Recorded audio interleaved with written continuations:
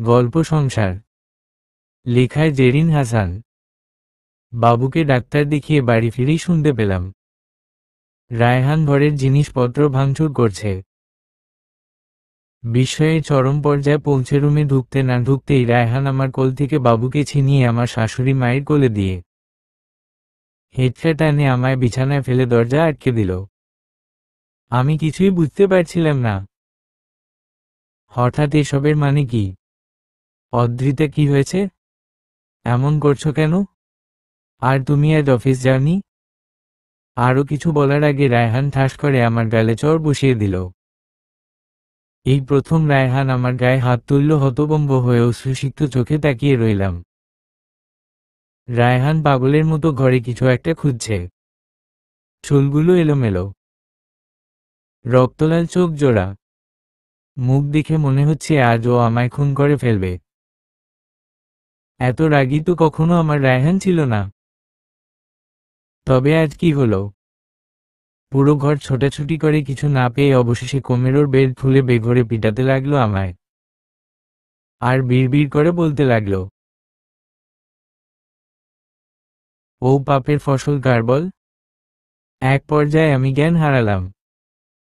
হাত পায়ের জোর হারিয়ে যাচ্ছে, নেতিয়ে পড়েছি কখন জানা নেই। হঠাৎ বুকের মধ্যে ভারী কিছু অনুভূত হতেই জ্বালাপোড়া অনুভব করলাম। সারা শরীরে দম বন্ধ হয়ে আসছে। আমার রায়হানের মাথার ভার নেওয়ার মতো শক্তি এখন আমার নেই। তবুও কিছু বললাম না, নীরবে চোখের জল ফেলতে লাগলাম। রায়হান, সরি বাবুই পাখি, অনেক কষ্ট দিয়ে ফেলেছি না তোমায়। এই দেখো, আমি তোমার সারা শরীরে মলম লাগিয়ে দিয়েছি, যেখানে কেটে গেছে। আমার ডান কাঁধে দেখলাম কাটা জায়গায় ব্যান্ডেজ করা। সশব্দে চুমু খেলো সেখানে রায়হান।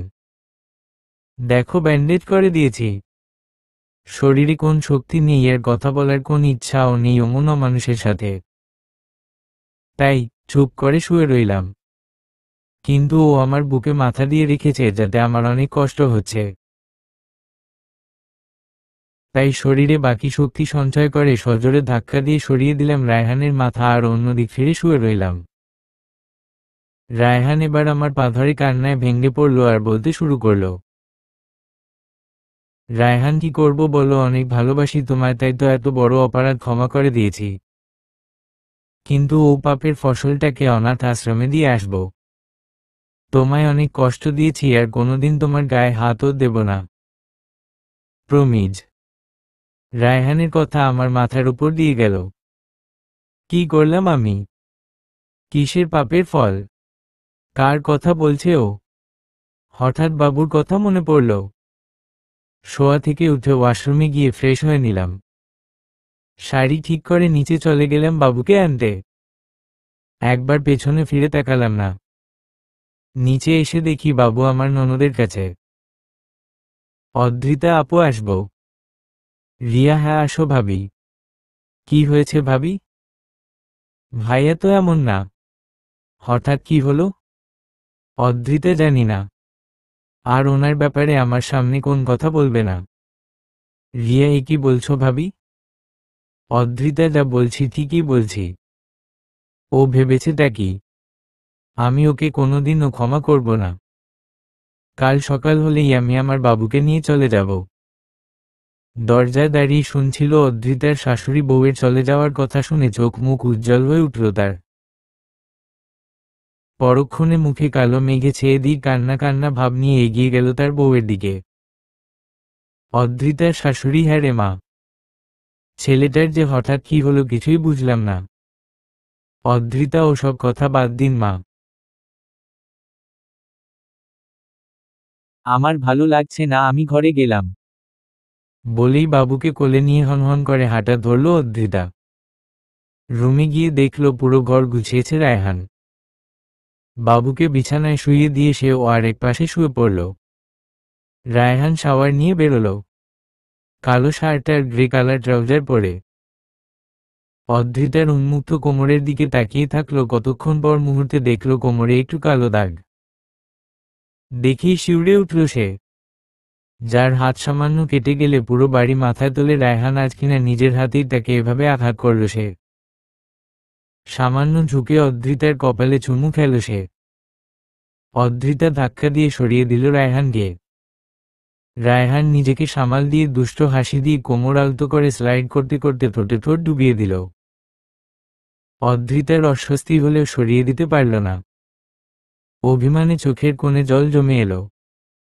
হঠাৎ বাবু ঘুম ভেঙে কানা করাতে দূরে সরে গেল রায়হান। চোখ দুটো মুহূর্তেই লাল বর্ণ ধারণ করল তার।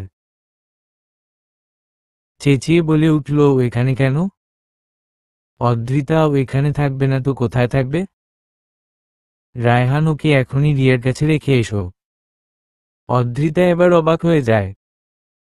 আর রায়হান রাগে চোখ বন্ধ করে আছে, রাগে হাত দুটো মুখ করে রেখেছে। অদ্রিতা, কিন্তু ওকে রিয়ার কাছে রাখবো কেন? রায়হান, যা বলছি তাই করো, না হলে পরিণাম খারাপ হবে। অদ্রিতা ও কিছু না ভেবে রিয়ার কাছে দিয়ে আসলো। বাবুর 2.5 বছর মাঝে মধ্যেই রিয়ার সঙ্গে ঘুমাতায় দিয়ে আসলো রিয়ার কাছে। ঘরে ঢুকেই অদ্রিতা দেখল পুরো ঘর অন্ধকার। হাতে হেঁচকা টান খেয়ে শটান করে আছড়ে পড়ল কারো বুকে।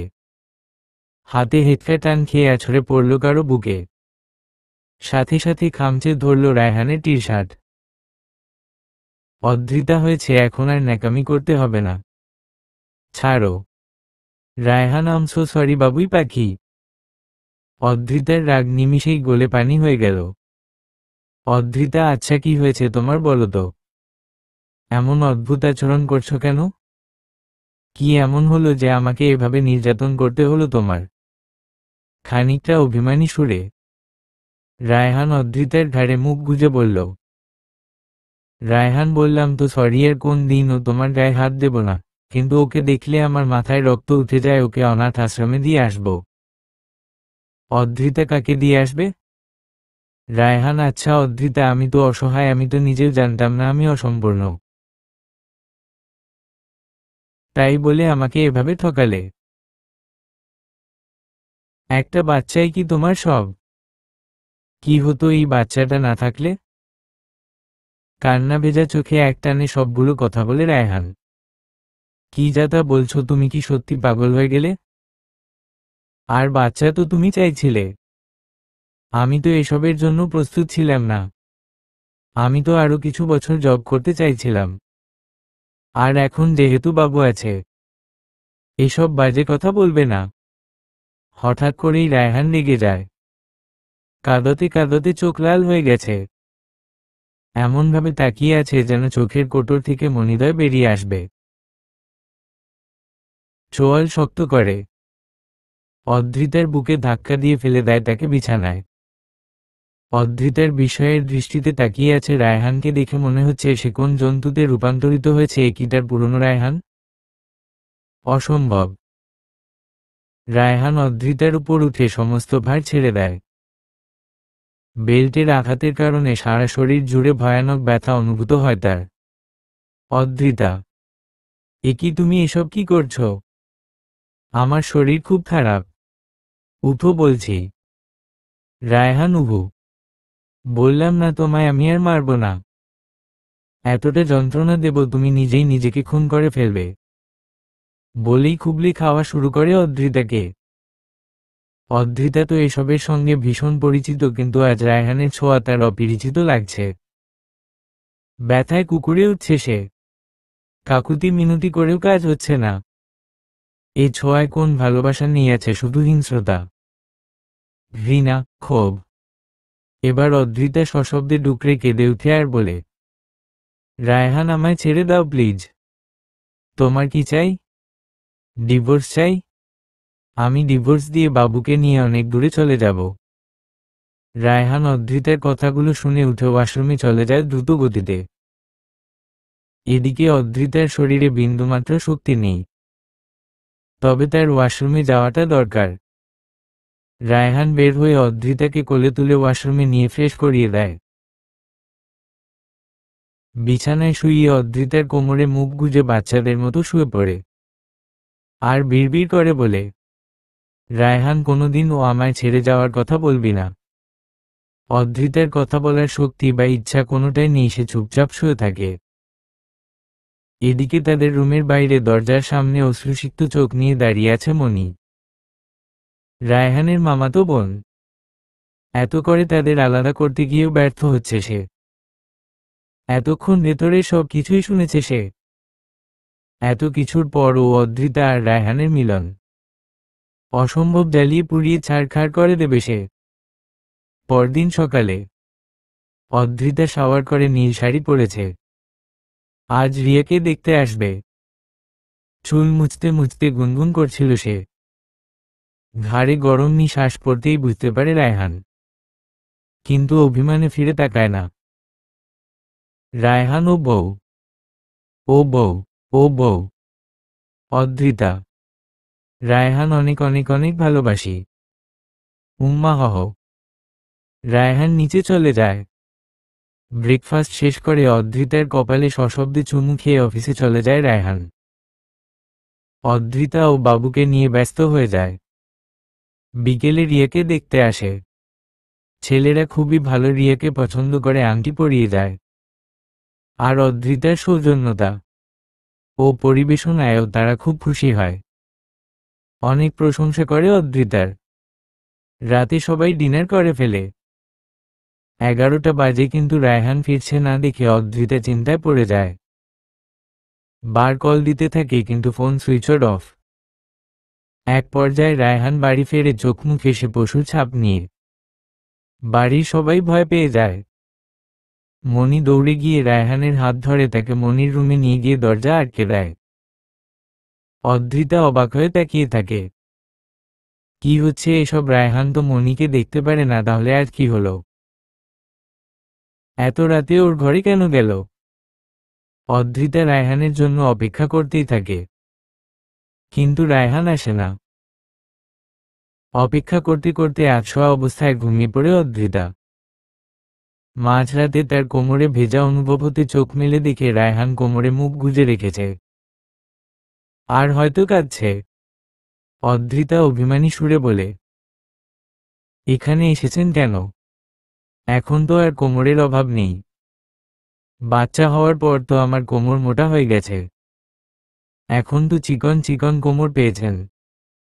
রায়হান রাগে অদ্রিতার ঠোঁটে ঠোঁট ডুবিয়ে দেয়।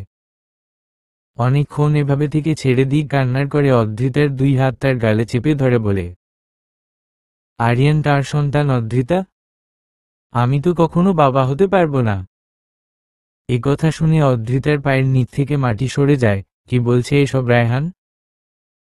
বাহ, তার মানে তুমি আমায় সন্দেহ করছো? আমার সতীত্বে, আমাদের সন্তানের পরিচয় নিয়ে সন্দেহ করছো? ছি, রায়হান, তোমার মন মানসিকতা এত নিচু আমি বুঝতে পারিনি। রায়হান এবার হাউমাউ করে কান্না শুরু করে দেয় আর আর্তনাদ করে বলতে থাকে, আমার মন মানসিকতা নিচু? তুমি কি অস্বীকার করবে তোমার বয়ফ্রেন্ড আসাদের কথা? তোমাদের ছবি আছে আমার কাছে, তোমার আসাদ আর তোমাদের সন্তানের একসাথে ছবি, দেখবে? এই বলে ড্রয়ার থেকে কতগুলো ছবি বের করে ছুঁড়ে মারে অদ্রিতার উপর। অদ্রিতা অবাক হয়ে দেখছে, কি বলছে এসব রায়হান? একটু হলেও বুঝতে পারছে যে কেউ তার রায়হানের ব্রেইন ওয়াশ করেছে। কিন্তু রায়হান এই ছবিগুলো দিয়ে কি প্রমাণ হয়? অদ্ভুত কথা বলছো তুমি। তোমার কোন ফ্রেন্ডের সাথে কি তোমার ছবি নেই? প্লিজ আমাকে আর বোঝাতে এসো না অদ্রিতা, আমি তোমায় কোন দিনও ছাড়তে পারবো না। কিন্তু অন্য কারো সন্তান আমার পরিচয় বড় হবে না। তুমি ওকে কাল অনাথ আশ্রমে দিয়ে আসবে। কি যা তা বলছো তুমি? যা বলছি ঠিক বলছি। এই দেখো, রিপোর্ট স্পষ্ট লেখা আছে আমি কখনো বাবা হতে পারবো না। আমার ভারিকোষীল প্রবলেম তার জন্মগত, আমার চাচুর সেম প্রবলেম ছিল, এটা আমাদের বংশগত। তাহলে বলো এই বাচ্চাটা আমার কি করে হতে পারে? কথাগুলো শুনে অদ্রিতার কান দিয়ে ধোঁয়া বের হতে থাকে। কি বলছে এসব? আচ্ছা, হঠাৎ এই টেস্ট কেন করলে তা জানতে পারি? কথা ঘুরাবে না অদ্রিতা, আমি যা জিজ্ঞেস করেছি উত্তর দাও। আমি কথা ঘুরেছি না রায়হান, বলো এই টেস্ট কে করতে বলেছে? অমনি তো। আমি জানি এসব ওর প্ল্যান, ও আমাদের মধ্যে ঝামেলা সৃষ্টি করতে চায়। না, মনি বলেনি। মনি কেন বলবে? আমার শরীর কিছুদিন যাবৎ খুব খারাপ, তাই চেক আপ করাই, তখন এসব রিপোর্ট দেয়। এবার সোজাসুজি বলো এই বাচ্চা কি আসাদের নাকি অন্য নাগর আছে তোমার? ঘৃণায় রিরি করে উঠে অধৃতার শরীর কি সব বাজে বাজে বলছে ও, কিন্তু এই সময় ও প্রমাণ কি করে করবে যে ও নির্দোষ? বিরক্তি মাখা কণ্ঠে বলে উঠে, তুমি কিন্তু এবার বেশ বাড়াবাড়ি করছো। আমি আবার তোমার চেক আপ করাবো, তাও আসাদের হসপিটালে। এই রিপোর্টগুলো ফেক, আমি শিওর। আর তুমি কিনা আমায় সন্দেহ করলে রায়হান? রায়হানেরও রাগ গলে পানি হয়ে যায়। ঠিকই তো, রিপোর্টগুলো তো ভুলও হতে পারে। সে কোন কথা না বলে অধৃতা বুকে নিয়ে ঘুমিয়ে পড়ে। অধৃতার রাগ হলেও কিছু বলে না। সে জানে এসব বলে আপাতত কোন লাভ নেই। সকাল সকাল অধৃতা ঘুম থেকে উঠেই আসাদকে কল দেয়। হ্যালো আসাদ। হ্যাঁ বেবি বল, ওখানে কি খবর? এক থাপ্পড় দিয়ে দাঁত ফেলে দিব। তুই জানিস তোকে নিয়ে কি প্রবলেম হচ্ছে? এখানে আমার সংসার ভাঙতে বসেছে। রায়হান কি সব বাজে বাজে বকছে। তারপর কাঁদতে কাঁদতে সব খুলে বলল আসাদকে। আসাদ অধৃতার অনেক আগের ফ্রেন্ড, যদিও সিনিয়র তবুও বেস্ট ফ্রেন্ড বলতে আসাদই আছে তার। যদিও রায়হানের সাথে অধৃতার রিলেশন আসাদ বেশি একটা পছন্দ করত না, তবুও তাদের সম্পর্ক আজও আগের মতোই আছে। আচ্ছা ঠিক আছে, তুই 8টায় আমার কেবিনে রায়হানকে নিয়ে চলে আয়। আমি কিছু টেস্ট দিব আর বুঝিয়েও বলবো, ওকে? জি ডাক্তার সাহেব। রাখছি, বাই বাই। হুম বাই, বলে মুচকি হাসে আসাদ। এদিকে ব্রেকফাস্ট শেষে রেডি হয়ে রায়হানকে নিয়ে অধৃতা বেরিয়ে যায় আসাদের কেবিনের উদ্দেশ্য। সেখানে সব রকমের টেস্ট করে রায়হানেরকে আসাদ আর অধৃতার সম্পর্কে সব বুঝিয়ে বলে আসাদ। রায়হান ও নিজের ভুল বুঝতে পেরে ক্ষমা চায় তার প্রেয়সীর কাছে। হসপিটাল থেকে বেরিয়ে রায়হান অফিস চলে যায়, আর অধৃতা বাড়ি এসে দেখে, এ কি আরিয়ান? কি হয়েছে আমার বাবুর? আরিয়ান পড়ে গিয়ে অনেক ব্যথা পেয়েছে, কপালটাও অনেকখানি কেটে গিয়ে রক্ত বের হচ্ছে। আরিয়ানের কান্না দেখে অধৃতাও কেঁদে দেয়। যতই হোক কোন মাই নিজের সন্তানের কষ্ট দেখে ঠিক থাকতে পারে না।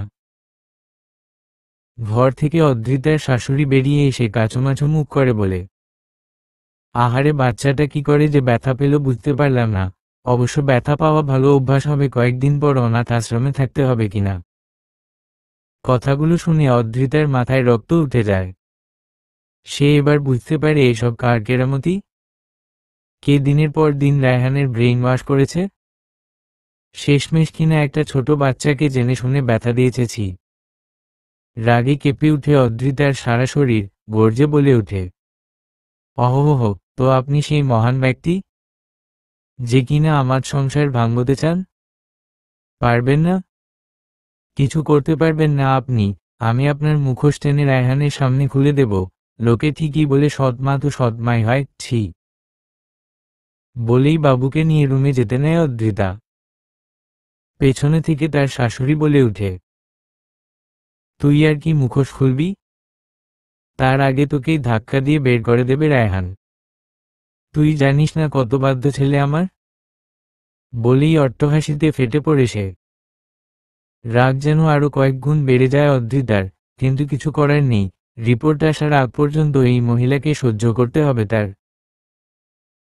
বাবুকে ঘুম পাড়িয়ে ক্লান্ত হয়ে যায় অধৃতা।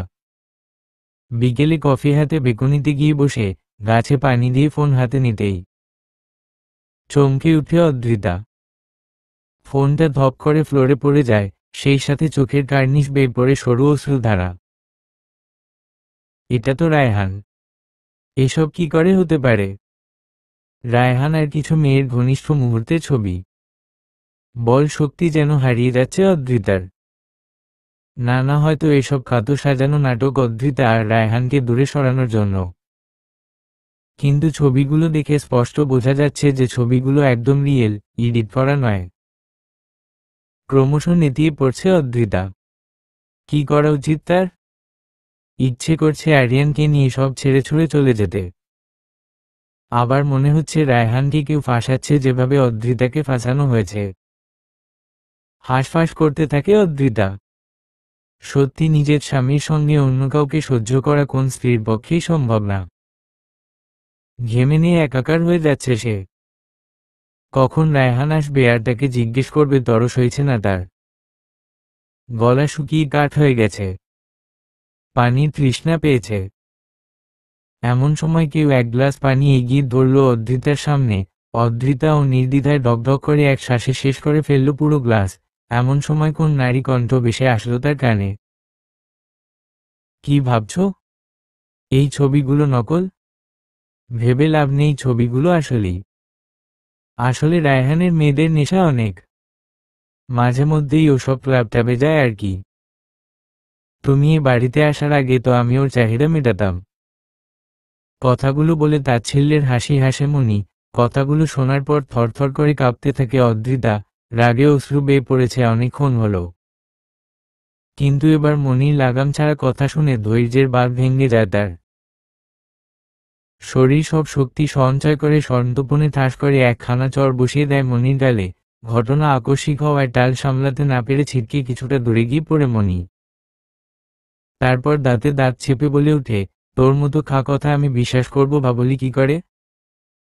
তুই যে আমার স্বামীর দিকে কুনজর দিস জানতাম, কিন্তু এতটা নিচে নেমে যাবি ভাবতে পারিনি। সব সময় দেখেছি রায়হান তোকে সহ্য পর্যন্ত করতে পারে না, আর তুই এসব বলছিস? এত যদি চাহিদা থাকে তো রাস্তায় নাম, মন ভরে যাবে আর শরীরও। অদ্রিতাকে দেখতে ভয়ানক লাগছে, যেন কোন রুদ্রমূর্তি ধারণ করেছে সে। এলোমেলো চুল, চোখ মুখ অত্যন্ত লাল আর ফোলা। কিছুটা ভয় পেলেও মুচকি হেসে মনি বলে, আমি চাইলে এই চরের বদলে তোমায় চর দিতে পারি, কিন্তু আমি তোমায় আঘাত করব না, তোমার মনে আঘাত করব। মনির গায়ে হাত তোলার মাসুল তোমায় দিতেই হবে। চোয়াল শক্ত করে দাঁত কিরমিরিয়ে কথাগুলো বলে বড় বড় কদম ফেলে অদ্রিতার রুম ত্যাগ করে। অজানা আতঙ্কে ছেয়ে আছে অদ্রিতার ভিতরটা। ইতিমধ্যে বুকে জ্বালা পড়া শুরু হয়েছে। না, এভাবে ভেঙে পড়লে চলবে না। সত্যির মুখোমুখি অদ্রিতাকে হতেই হবে। রায়হানের জন্য অপেক্ষা করতে করতে ক্লান্ত হয়ে গেছে অদ্রিতা। এক একটা মুহূর্ত তার কাছে এক শতাব্দীর সমান। গেট খোলার আওয়াজেই পুরো শরীর জুড়ে এক অজানা ভয় কাজ করছে তার। যদি সত্যি রায়হান ওসব করে থাকে, যদি অদ্রিতা জিজ্ঞেস করা মাত্রই রায়হান তাচ্ছিল্যের হাসি হেসে বলে হে তার মেয়েদের নেশা রয়েছে, কি করবে সে? না, আর ভাবতে পারছে না অদ্রিতা। রায়হান ওয়াশরুম থেকে বেরোতেই প্রশ্ন ছুড়ে মারে রায়হানের দিকে, আজ দেরি কেন?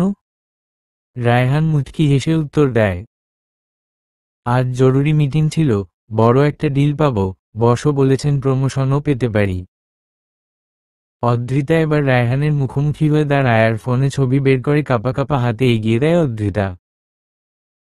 রায়হান বিচলিত হয়ে পড়ে অদ্রিতার এই অবস্থা দেখে ফোনকে সম্পূর্ণ উপেক্ষা করে অদ্রিতার দুই কাঁধে হাত রেখে আবদ্ধ করে নিজের বাহুডোরে।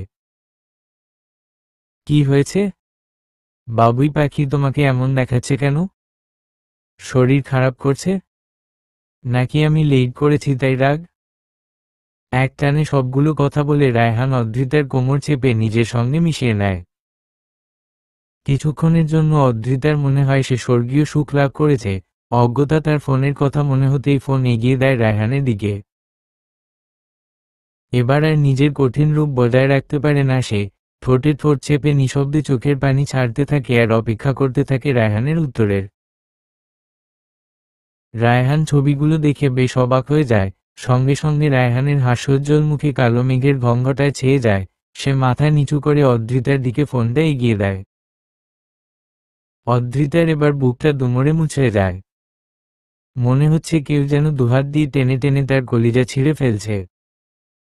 বিস্ময়ের দৃষ্টিতে সে রায়হানের দিকে প্রশ্ন নিক্ষেপ করে বলে, এটা কি তুমি নও? শুধু একবার বলো তুমি নির্দোষ, আমি তাই বিশ্বাস করব। আমার কোন প্রমাণের প্রয়োজন নেই। রায়হান মাথা নিচু করে নীরবে চোখের পানি ফেলছে। তৎক্ষণাৎ উত্তর দিয়ে দেয়, ওটা আমি ছিলাম। ছবিগুলো সত্য। আরও কিছু বলার আগেই অদ্রিতা ধপ করে ফ্লোরে পড়ে যায়। রায়হান দৌড়ে তাকে ধরতে নিলে অদ্রিতা তাচ্ছিল্যের হাসি হেসে বলে, ব্যাস, আর অভিনয় করো না রায়হান, আর পারছি না। রায়হান ছুটে গিয়ে অদ্রিতাকে কোলে নিয়ে শুইয়ে দেয় বেডে। বিচলিত হয়ে ফোন খুঁজে দ্রুত ফোন করে আসাদকে। কান্নারত কণ্ঠে বলে উঠে, হ্যালো আসাদ, একটু জলদি আসো। অদ্রিতা হঠাৎ করে সেন্স হারিয়ে ফেলেছে, কপালও খানিকটা কেটে গেছে। আসাদ কথা বাড়ালো না, ফোন রেখে দিয়েই রওনা দিল অদ্রিতাদের বাড়ির উদ্দেশ্যে। হাউ ইররিসপন্সিবল! মেয়েটা সারাদিন না খেয়ে এত টেনশনে ছিল আর তুমি খোঁজ নাওনি? তোমার কাছে এটা আশা করিনি রায়হান। রায়হান অনুশোচনাবোধে মাথা নিচু করে নীরবে চোখের পানি ফেলছে। আসলে একটু মিসআন্ডারস্ট্যান্ডিং হয়েছে আমাদের মাঝে, কিন্তু আমি কিছু বলার আগেই ও সেন্স হারালো। ওকে নাও টেক কেয়ার টু হার। আর তেমন কিছুই হয়নি, প্রেশার লো আর সারাদিন অনেক টেনশনে ছিল তাই মাথা ঘুরে পড়ে গেছে। আর হয়তো রাতে জ্বর হতে পারে তাই ইনজেকশন পুশ করে দিয়েছি। আর হ্যাঁ, রাতে উঠিয়ে খাইয়ে দিও। আসাদ চলে যেতেই রায়হানের মা ঘরে প্রবেশ করেন। রায়হানের মা: হ্যাঁ রে বাবা, আবার মেয়েটাকে মেরেছিস বুঝি? আহারে, ওর শরীরে কি কিছু আছে? রায়হান কথা না বাড়িয়ে বাইরে চলে গেল, তার বাবুই পাখির রাগ ভাঙাতে হবে যে। এদিকে রায়হানের মায়ের খুব মায়া হচ্ছে অদ্রিতার জন্য। সে নিজেও জানে যে তার ছেলে কখনো অদ্রিতাকে ছাড়বে না, সে যতই অন্যায় করুক অদ্রিতা। রায়হানের মা অদ্রিতার কপালে হাত দিয়ে দেখলেন সামান্য জ্বর, তাই শরীর মুছিয়ে দিলেন।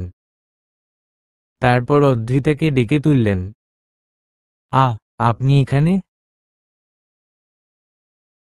হ্যাঁ, নে, খেয়ে নে। বাহ, এবার বুঝি খাবারে বিষ মিশিয়ে এনেছেন?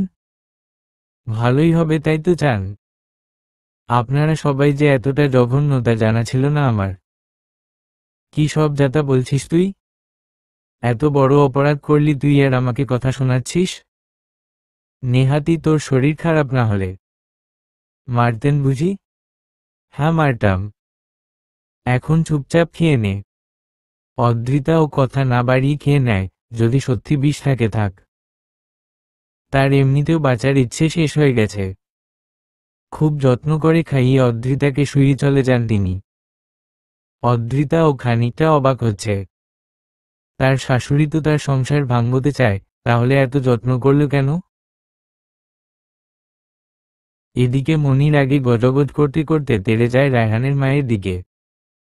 কি হয়েছে কি আপনার? হঠাৎ করে দরদ এত উতলে পড়ছে কেন? আহ, কি বলছিস এসব? একটা অসহায় মেয়ে এসে যাই অন্যায় করুক মানুষ তো।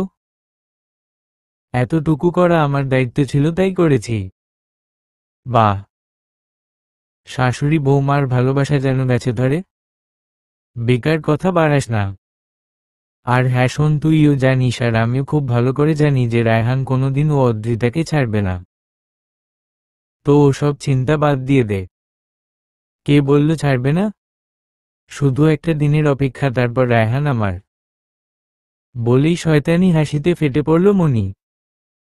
রায়হানের মা মনে মনে ভাবলেন মনি হয়তো রায়হানকে না পাওয়ার শোকে পাগল হয়ে গেছে, তাই কথা না বাড়িয়ে নিজের ঘরে চলে গেলেন। এদিকে মাঝরাতে অদ্রিতার ঘরের গেট টুক করে খুলে কে যেন ঘরে ঢুকল। ভীষণ ভয় করছে এবার তার। কখনো রাতে একা ঘুমোয়নি সে। উঠে বসল সে। রায়হান ঘরের লাইট জ্বালিয়ে অদ্রিতার ডান চোখে ভালোবাসার পরশ এঁকে দিল। অদ্রিতা ঘৃণায় মুখ ঘুরিয়ে নিল। এই বাবুই পাখি! সত্যি বলছি, সেদিন রাতে আমি রাগ করে সেখানে গিয়েছিলাম, কিন্তু ওদের সঙ্গে কিছুই হয়নি যা তুমি ভাবছ। কিভাবে বিশ্বাস করি? তুমি কি করেছিলে আমায় বিশ্বাস? মানুষের কথা শুনে তুমি আমায় রক্তাক্ত করেছ। আর আমি তো নিজের চোখে দেখেছি। রায়হান কিছু বলছে না, অপরাধ বোধে বুকের ভেতরটা দুমড়ে মুচড়ে শেষ হয়ে যাচ্ছে। নিজের প্রতি নিজের ঘৃণা হচ্ছে তার। ঠিক তো, সে তো ভীষণ অন্যায় করেছে। কষ্ট দিয়েছে সে অদ্রিতাকে। কয়েক পা পিছিয়ে গিয়ে সে মুচকি হেসে বলল, ঠিক আছে তাহলে তুমিও রক্তাক্ত কর আমায়। আমি তোমার মতো অমানুষ নই। রাগে ক্ষোভে বেরিয়ে যায় রায়হান। এদিকে এই প্রথম অদ্রিতা তার রায়হানকে এত কড়া কথা শোনালো, ভিতরটা পুড়ে ছাই হয়ে যাচ্ছে তার। শত হোক ভালোবাসে সে রায়হানকে। সারা রাতা হাঁসফাঁস করতে করতে কেটে গেল তার, রায়হান ফিরছে না। ভোরের আলো ফুটতেই উঠে পড়ল অদ্রিতা। একের পর এক কল করে যাচ্ছে, রিসিভ করছে না। পুরো বাড়িতে খুশির আমেজ। আজ রিয়ার হবু শ্বশুর বাড়ির লোকজন এসেছেন, দাওয়াত ছিল তাদের। রায়হানের মা ভেবেছেন হয়তো সকাল সকাল রায়হান অফিসে চলে গেছে। এদিকে সেজেগুজে ঘুরে বেড়ালেও ভেতর ভেতর অদ্রিতার মনে ঝড় বয়ে যাচ্ছে। কিছু হলো না তো মানুষটার? মণিকেও দেখছে না সকাল থেকে। মায়ের কাছে জিজ্ঞেস করাতে বললেন মণি সকালে তাদের বাড়ি চলে গেছে। ভয় হচ্ছে এবার ভীষণ, যদি রায়হান রাগ করে মণিকে বিয়ে করে বাড়িতে ঢোকে। না না, কিসব ভাবছে সে। রায়হান তাকে অনেক ভালোবাসে, এমন কিছু করবে না। শরীরটাও খুব খারাপ যাচ্ছে তার কিছুদিন ধরে। মাথা ঘুরছে, খাওয়ার প্রতি তীব্র অরুচি। আবোল তাবোল হাজার ভাবনায় ডুবে আছে অদ্রিতা। হঠাৎই অদ্রিতার অপেক্ষার অবসান ঘটিয়ে কলিং বেল চাপছে কেউ। বুকের ধুকবুকানি কয়েক গুণ বেড়ে গেছে তার। রায়হান এসেছে কি?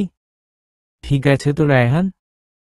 দ্রুত পায়ে দরজার কাছে গিয়ে গেট খুলে দেয় সে। হ্যাঁ, তার এতক্ষণের কাঙ্ক্ষিত ব্যক্তিটি এসেছে।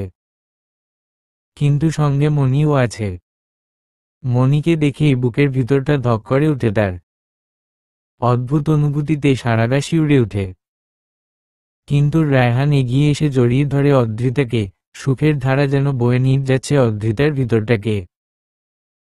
সে মুচকি হেসে রায়হানকে দূরে সরায়, কারণ রায়হানের মা, মণি, রিয়া সবাই উপস্থিত এখানে। রায়হান কারো সাথে কোন কথা না বলে অদ্রিতার হাত ধরে উপরে নিয়ে যায় তাকে। অদ্রিতাকে সোফায় বসিয়ে নিজে তার সামনে হাঁটু গেড়ে বসে বলে, একবার কি ক্ষমা করা যায় না? অদ্রিতা ঠোঁট কামড়ে কেঁদে উঠে। রায়হান অদ্রিতাকে দাঁড় করিয়ে নিজের বুকের সাথে মিশিয়ে নেয়। অদ্রিতা খামচে ধরে রাখে রায়হানের শার্ট। রায়হান তার উত্তর পেয়ে গেছে, কপালে চুমু দিয়ে ওয়াশরুমে চলে যায় ফ্রেশ হতে। অদ্রিতা হাসি মুখে নিচে চলে যায় খাবার আনতে। রায়হানের মাও খুশি, তিনিও ক্ষমা করে দিয়েছেন অদ্রিতাকে, যদিও তিনি জানেন না যে অদ্রিতা কোন দোষ করেনি। মণিও হাসি মুখে অদ্রিতার সামনে এসে বলে, আসলে তুমি আমায় ক্ষমা করে দিও ভাবি। আমিও পাগল ছিলাম, ভুলেই গিয়েছিলাম যে জোর করে ভালোবাসা পাওয়া যায় না। তুমিও আমায় ক্ষমা করে দিও মণি। তোমার গায়ে হাত দেওয়া আমার উচিত হয়নি। খাবার নিয়ে নিজ হাতে খাইয়ে দেয় রাহুনকে। রায়হান খাচ্ছে আর মাঝে মধ্যে ইচ্ছে করে অদ্রিতার হাত কামড়ে দিচ্ছে। অদ্রিতা কিছু বলছে না, খিলখিল করে হাসছে।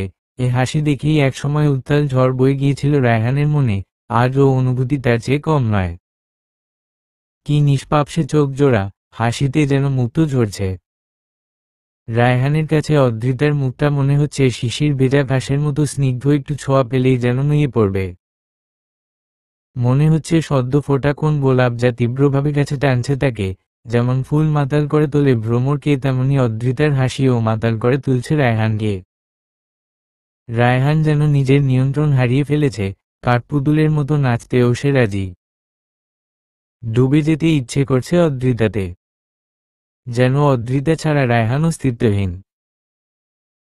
ভরিয়ে তুলছে একে অপরকে ভালোবাসায়। অদ্রিতাও এতদিন পর ফিরে পেয়েছে তার পুরনো রায়হান, তার ছোঁয়া, তার ভালোবাসার পরশ। না, আজ ছোঁয়ায় কোন রাগ নেই, কোন ঘৃণা নেই, আছে শুধু নেশা। অদ্রিতা নামক নেশা। সকালে উঠেই খুব দুর্বল লাগছে অদ্রিতার। যদিও সে বললে রায়হান ওসব করত না, কিন্তু সে চায়নি রায়হানকে ফিরিয়ে দিতে। দুর্বল শরীর গুছিয়ে খুব কষ্টে ওয়াশরুম থেকে ফ্রেশ হয়ে আসে সে। তাকিয়ে দেখছে সে তার প্রিয়তম মেয়ে। বুকে ভর দিয়ে শুয়ে আছে রায়হান, শরীরে শুধু চাদর। খানিকটা লজ্জা পেয়ে গেল সে। রায়হান একটানে অদ্রিতাকে নিজের উপর ফেলে দিল। লজ্জায় অদ্রিতার প্রাণ যায় যায় অবস্থা। ও বউ, বউ, ও বউ। উফ, ছাড়ো তো, এমনিতেই আমার শরীর ভালো না। আচ্ছা, আমার কাছে আসলেই বুঝি শরীর খারাপ করে? লজ্জায় অদ্রিতার ইচ্ছে করছে মাটির নিচে ঢুকে যেতে। আচ্ছা শোন। জলদি বলো। আমি রান্নাঘরে যাব। কাল আসাদের হসপিটালে গিয়েছিলাম, রিপোর্ট দিয়েছে। কি এসেছে? ভয় লাগছে খুব অদ্রিতার। যদিও সে জানে সে পবিত্র, তবুও সংশয় রয়ে যাচ্ছে মনে মনে। রায়হান অশ্রুসিক্ত কণ্ঠে বলল, আমার সত্যি ভ্যারিকোলাস প্রবলেম আছে, কিন্তু জন্মগত নয়, বরং এই রোগটা নতুন করে হয়েছে। হয়তো 1-1.5 বছর হবে। তবে এটা ঠিক যে আমি আর বাবা হতে পারবো না। আমায় ক্ষমা করে দিও অদ্রিতা, তুমি আর মা হতে পারবে না। অদ্রিতার মনে এক শান্তি নেমে এলো। অবশেষে এক কলঙ্কের কালি ঘুচালো তার চরিত্র থেকে। হয়তো রায়হানের অপরাধ বোধ হচ্ছে। বরাবরই রায়হানের মেয়ের খুব শখ ছিল। এক স্বস্তির নিঃশ্বাস ফেলে অদ্রিতা বলল, আমরা এমনি ঠিক আছি। আর কোন বাচ্চা? পুরো কথাটা বলতে পারল না অদ্রিতা। আচমকাই তার ভ্রুজোড়া কুঁচকে এলো, প্রসারিত হয়ে থাকা ঠোঁটগুলো মুহূর্তেই বন্ধ হয়ে এলো, চোখের কোণে বিন্দু পানি এসে ভিড় জমালো। মুখটা শক্ত করে চেপে দ্রুত পায়ে এগিয়ে গেল ওয়াশরুমের দিকে। রায়হান উদ্বিগ্ন হয়ে তার পিছু পিছু গেল, সাহায্য লাগতে পারে অদ্রিতার। প্রায় 30 মিনিট লেগে গেল তাদের বিছানায় আসতে। বিছানায় গায়েলি দিয়েই রাজ্যের ঘুম এসে জড়ো হলো অদ্রিতার চোখে। একে একে কেটে গেছে অনেকগুলো দিন। রায়হান অদ্রিতা আগের মতো সুখে আছে। তবে অদ্রিতার শরীর অনেকটা খারাপ, বেশিরভাগ সময় সে অসুস্থ থাকে। রায়হান খুব জোরাজোরি করছে যেন সে চেক আপ করায়, তবে অদ্রিতা করাতে নারাজ। কেন যেন হসপিটালে যাওয়ার নাম শুনলেই বিষম খায় অদ্রিতা।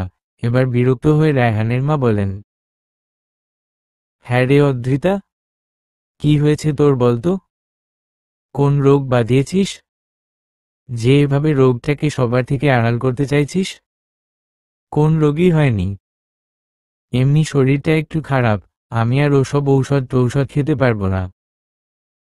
রায়হান এবার ধমকিয়ে চুপ করিয়ে দেয় অদ্রিতাকে। তারপর এক প্রকারে টানতে টানতেই নিয়ে যায় আসাদের কেবিনে। ভাই, দেখো তো ওর হয়েছেটা কি। অনেক অসুস্থ হয়ে যাচ্ছে, তবে হসপিটালে আসতে চাইছে না। আসাদ কথাটা শুনে অপ্রস্তুত হয় না, বরং অবাক হয় এই ভেবে যে এতটা দেরিতে কেন অদ্রিতাকে নিয়ে এলো। যদিও তার ভাবনার কোন প্রকার বহিঃপ্রকাশ করে না, বরং মুচকি হেসে হবে। তাই বুঝি? তো ম্যাডাম, হঠাৎ এমন বাচ্চামো করার কারণটা কি? অদ্রিতা একটা শুকনো ঢোক গিলে মুহূর্তেই তার চোখ ঝাপসা হয়ে উঠে। লুকাতে চেয়েও সে যেন ব্যর্থ হচ্ছে। আসাদ ডেভিল স্মাইল দিয়ে অদ্রিতা আর রায়হানকে বাহিরে পাঠিয়ে দেয় ইউরিন টেস্ট আর ব্লাড টেস্ট করতে। আর যাওয়ার আগে অদ্রিতাকে দেখা করে যেতে বলে। সব টেস্ট করিয়ে রায়হান অদ্রিতাকে নিয়ে আসাদের চেম্বারে যায়। সব ফর্মালিটি কমপ্লিট? হ্যাঁ ভাই, সব করে এসেছি, তবে আমার দেরি হয়ে যাচ্ছে। তুমি বরং অফিসে চলে যাও, আমিও এখন অন্য হসপিটালে যাব। যাওয়ার সময় অদ্রিতাকে ড্রপ করে যাব। কিন্তু অদ্রিতা, তুমি কি সন্দেহ করছো আবার? রায়হান জিভ কামড় দিয়ে মাথায় নাড়ায়, তারপর কুশল বিনিময় করে বেরিয়ে যায় হসপিটাল থেকে। আসাদ মুচকি হেসে অদ্রিতার চেয়ারের সামনে দাঁড়িয়েছিল। কিছু বলছে না কেউই। হঠাৎ অদ্রিতা সশব্দে কেঁদে উঠে। আসাদও বারণ করছে না তাকে। সেও চায় এতদিনের জমানো কষ্টগুলো অদ্রিতা অঝরে কেঁদে বের করে দিক। অদ্রিতার চোখের পানি বরাবরই সহ্য করতে পারে না আসাদ। এক হাত দিয়ে অন্য হাত শক্ত করে ধরে আছে আসাদ। চোখগুলো রক্তবর্ণ ধারণ করেছে ইতিমধ্যে। তবে নিজেকে শান্ত রাখতে সে জানে। কিছুক্ষণ পর অদ্রিতার দিকে ঝুঁকে চেয়ারের হাতল শক্ত করে ধরে তাকায় অদ্রিতার দিকে। অদ্রিতা তখনও নিচের দিকে তাকিয়ে অঝরে নিজের চোখের পানি ফেলছে। চোখগুলো ফুলে উঠেছে স্বভাবতই। নাকের লাল হয়ে কখনো ফুলে ফুলে উঠেছে। আসাদ হাত দিয়ে অদ্রিতার চোখের পানি মুছে দেয়। অদ্রিতা শরীরের সকল শক্তি প্রয়োগ করে জড়িয়ে ধরে আসাদকে। এই একটাই তো ভরসার জায়গা অদ্রিতার, যাকে সে চোখ বন্ধ করে বিশ্বাস করে, যে কখনো অদ্রিতাকে ভুল বুঝে না, অবিশ্বাস করে না। সব সময় অদ্রিতার পাশে নয়, সামনে এসে ঢাল হয়ে দাঁড়ায়। অদ্রিতা কিছু বলার জন্য ঠোঁট দুটো প্রসারিত করার আগেই আসাদ স্ফীত কণ্ঠে বলে, আমি জানি তুই ফুলের মতো পবিত্র, তোর কোন দোষ থাকতে পারে না। তবে ঘটনাটা এতটাই সিরিয়াস যে আমার হাতের বাইরে চলে গেছে। তোর প্রেশার এমনিতেই অনেক লো। চাইলে আমি মিথ্যে বুঝিয়ে এবর্ষণটা করাতে পারি, তবে তোর জন্য একটু রিস্ক হয়ে যাবে। অদ্রিতার দুনিয়াটা মুহূর্তেই কেঁপে উঠে সে বিস্ময় নিয়ে আসাদের দিকে তাকিয়ে বলে, কে বলেছে আমি এবর্ষণ করাতে চাই? আমি কখনো কোন প্রাণী হত্যা করিনি, সেখানে আমি নিজের গর্ভের সন্তান মেরে ফেলব? ভাবলি কি করে তুই? আসাদ বিচলিত হয়ে বলে, কিন্তু তুই যেই সিচুয়েশনে আছিস, কি করতে চাস তুই? আমি জানি না, কিন্তু আমি আমার নিজের সন্তানকে কিছুতেই হত্যা করব না। আরিয়ান আমার কাছে যেমনও তেমন, কিন্তু রায়হান এসব মেনে নেবে না অদ্রিতা। ও তোকে কখনো ছাড়বে না, কিন্তু বাচ্চাটাও মেরে ফেলবে।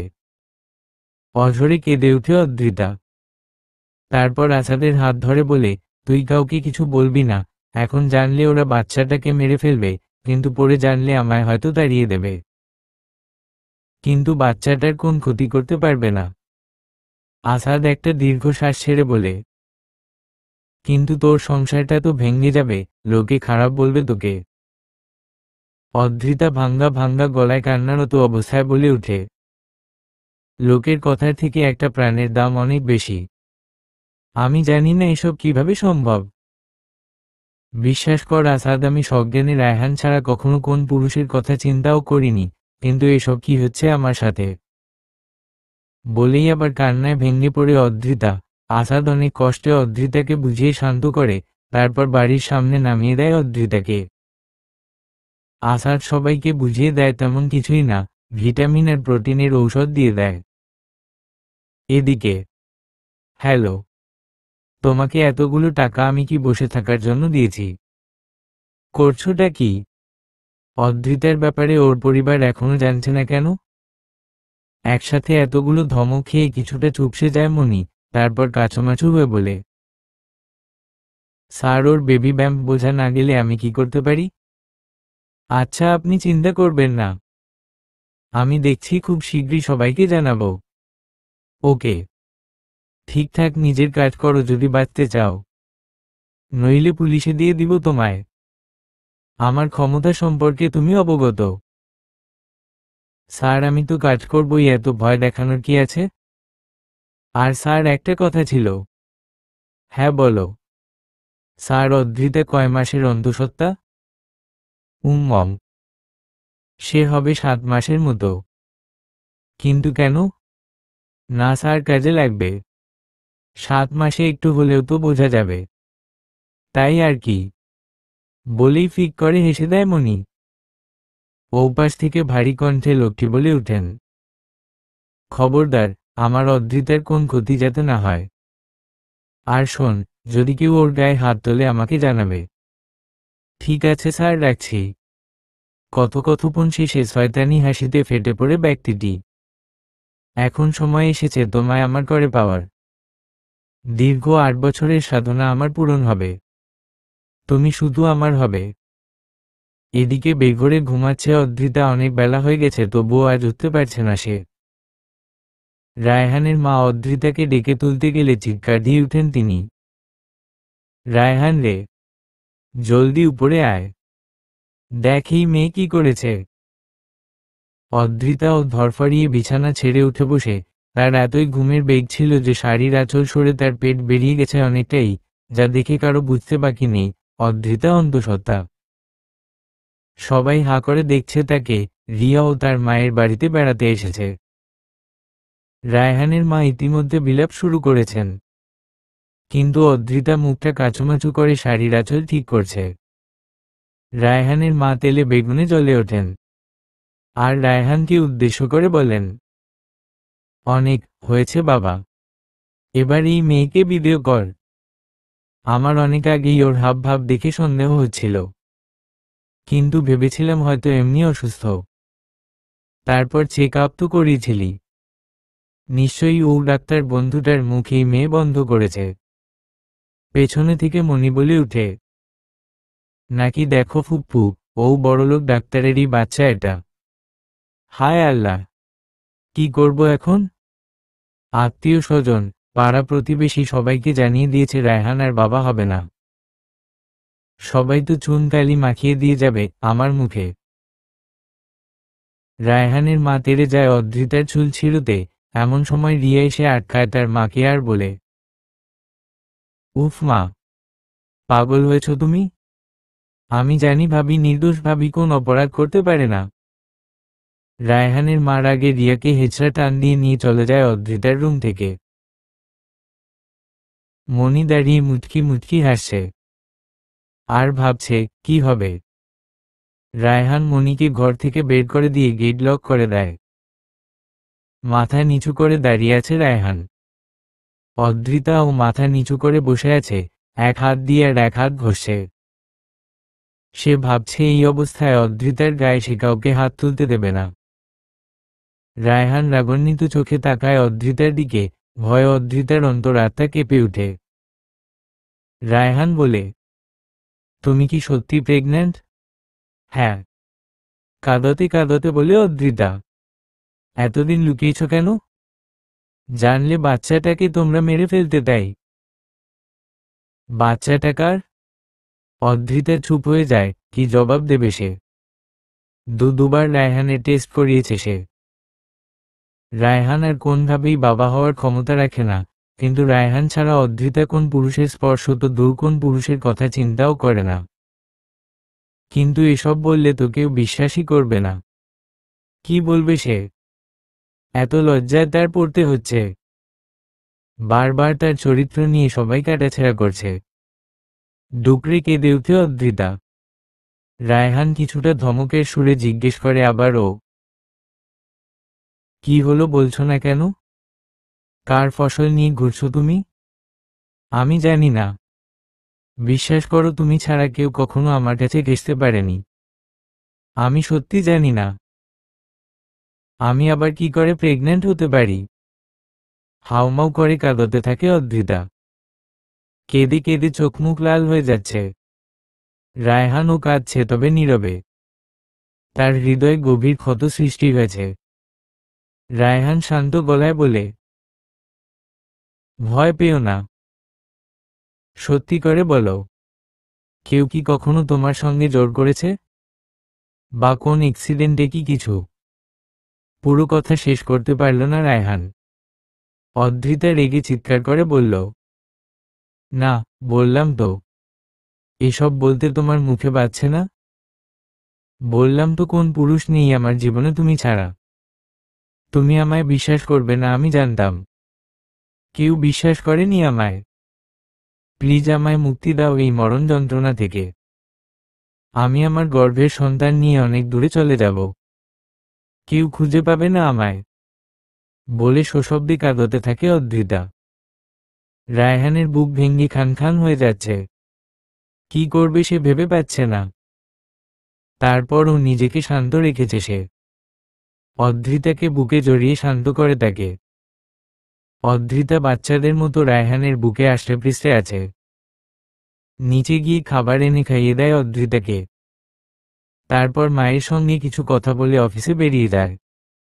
রায়হান বেরোতেই রায়হানের মা ছুটে অদ্রিতার ঘরে প্রবেশ করে আর বলে উঠে, তুমি কি এখন ফ্রি আছো? হ্যাঁ, কিন্তু কেন? তোমাকে রায়হান ডাক্তারের কাছে নিয়ে যেতে বলেছে। রায়হানের বিশ্বাস হচ্ছে না তুমি প্রেগন্যান্ট, তাই তোমাকে চেক আপ করাতে নিয়ে যাব। অদ্রিতার মুখটা শুকিয়ে যায়। সে যে প্রেগন্যান্ট এ বিষয়ে তার কোন সন্দেহ নেই। তাও সে চেক আপ করাতে রাজি হয়ে যায়। সন্ধ্যায় রায়হানের মা অদ্রিতাকে নিয়ে হসপিটালের উদ্দেশ্যে রওনা দেয়। রিয়া যাওয়ার জন্য জোরাজোরি করলেও তাকে জোরপূর্বক রেখে যায় রায়হানের মা। কেন যেন অদ্রিতার এবার একটু ভয় করছে। আসলেই হসপিটালে নিয়ে যাবে তো? রায়হানের মা যদি রাগ করে অদ্রিতাকে মেরে রাস্তায় ফেলে রেখে যায়। না, নাকি ভাবছে এসব সে? তার শাশুড়ি কখনো কাউকে খুন করতে পারে না। তাছাড়া রায়হান তো আছেই। সে তো অদ্রিতার কোন ক্ষতি হতে দিতে পারে না।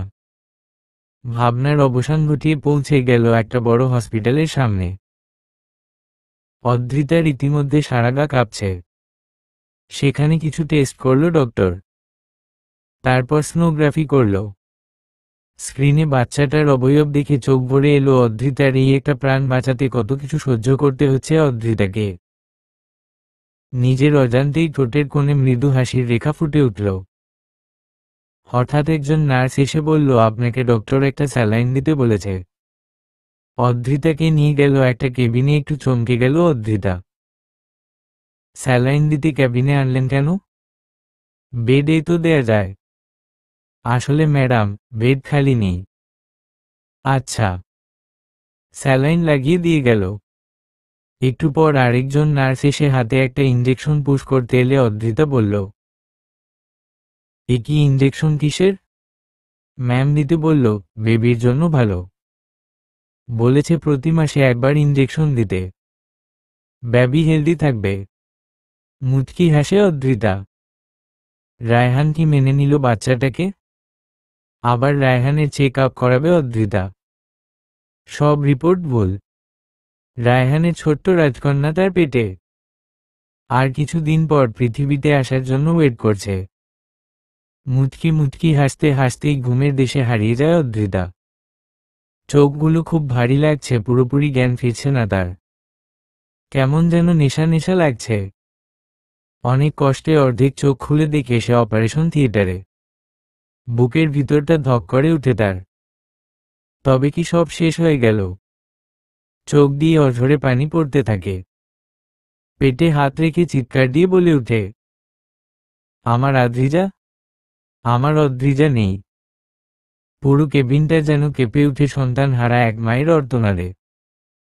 অদ্রিতা ফট করে উঠে বসে তাকিয়ে দেখে হাতে ক্যানেলা লাগানো একটানে খুলে ফেলে সে ঝোড়ো ঝোড়ো করে রক্ত পড়তে থাকে। হাত দিয়ে সেদিকে কোন ভ্রুক্ষেপ নেই অদ্রিতার।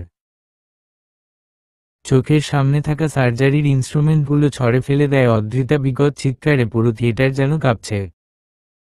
একজন নার্স অদ্রিতাকে শান্ত করতে এলে তার হাতে ক্যানালার ছুঁচ ঢুকিয়ে দেয় অদ্রিতা। সামান্য সময়ের ব্যবধানে ডক্টররা দৌড়ে আসেন সেখানে। অদ্রিতার পাগলামো দেখে ভয় পেয়ে যায় সবাই। কই একটু আগেও তো অদ্রিতার শরীর নিথর হয়ে পড়েছিল, হঠাৎ করে এত শক্তি কোথায় পেল সে? এনেস্থিসিয়ার প্রভাব এখনো কাটেনি, কিন্তু অদ্রিতার শরীরে যেন দানবের শক্তি এসে ভর করেছে। যে কাউকে খুন করতে দুবার ভাববে না অদ্রিতা। কোথা থেকে এলো এত শক্তি? এটাই কি তবে মায়ের শক্তি? একজন সন্তান হারা মায়ের এত শক্তি? পাগলের মতো চিৎকার করে বলতে থাকে, খুন, খুন করব, সবাইকে খুন করে ফেলব। বলেই ধারালো কাছে নিয়ে তেড়ে যায় ডক্টরের দিকে। উনি ভয়ে দূর থেকে চিৎকার করে বলে উঠলেন, শান্ত হন মা, আপনার এবর্ষণ হয়নি। ভালো করে দেখুন, আপনার বেবি আপনার পেটেই আছে। আমরা জাস্ট প্রিপেয়ার হচ্ছিলাম। সত্যি আমরা জানতাম না আপনি এবর্ষণ করাতে চান না। অদ্রিতা থমকে যায়। তার কান দিয়ে যেন ধোঁয়া বেরোচ্ছে। সত্যি? অদ্রিজা মরেনি? অদ্রিজা এখনো তার পেটে? অথচ অদ্রিজা এতক্ষণ ভাবছিল বাচ্চাটাকে ধারালো অস্ত্র দিয়ে কেটে টেনে হিঁচড়ে তার ইচ্ছের বিরুদ্ধে পৃথিবীতে আনা হয়েছে। তারপর ডাস্টবিনে ফেলে দেওয়া হয়েছে। হয়তো ক্ষুধার্ত কুকুরা তাকে রাতের খাবার হিসেবে সদরে আমন্ত্রণ করেছে। কেঁপে উঠল অদ্রিতার সারা শরীর। তার কলিজার টুকরাকে কুকুররা খুবলে খাবে। মাথায় রক্ত উঠে গেল তার। তারপর ভাবল, না পেটে হাত দিয়ে দেখা যাক। না, সত্যি আছে। পেটটা এখনোই বড়। শরীরেও কোন ক্ষত নেই। তার মানে সত্যি তার অদ্রিজার কিছু হয়নি। আল্লাহর দরবারে দুই হাত তুলে শুকরিয়া জানায় সে। তারপর বেডে গিয়ে শান্ত হয়ে বসে নার্সকে এক গ্লাস পানি দিতে বলে সে। নার্স ছুটে এসে পানি খাওয়ায় তাকে।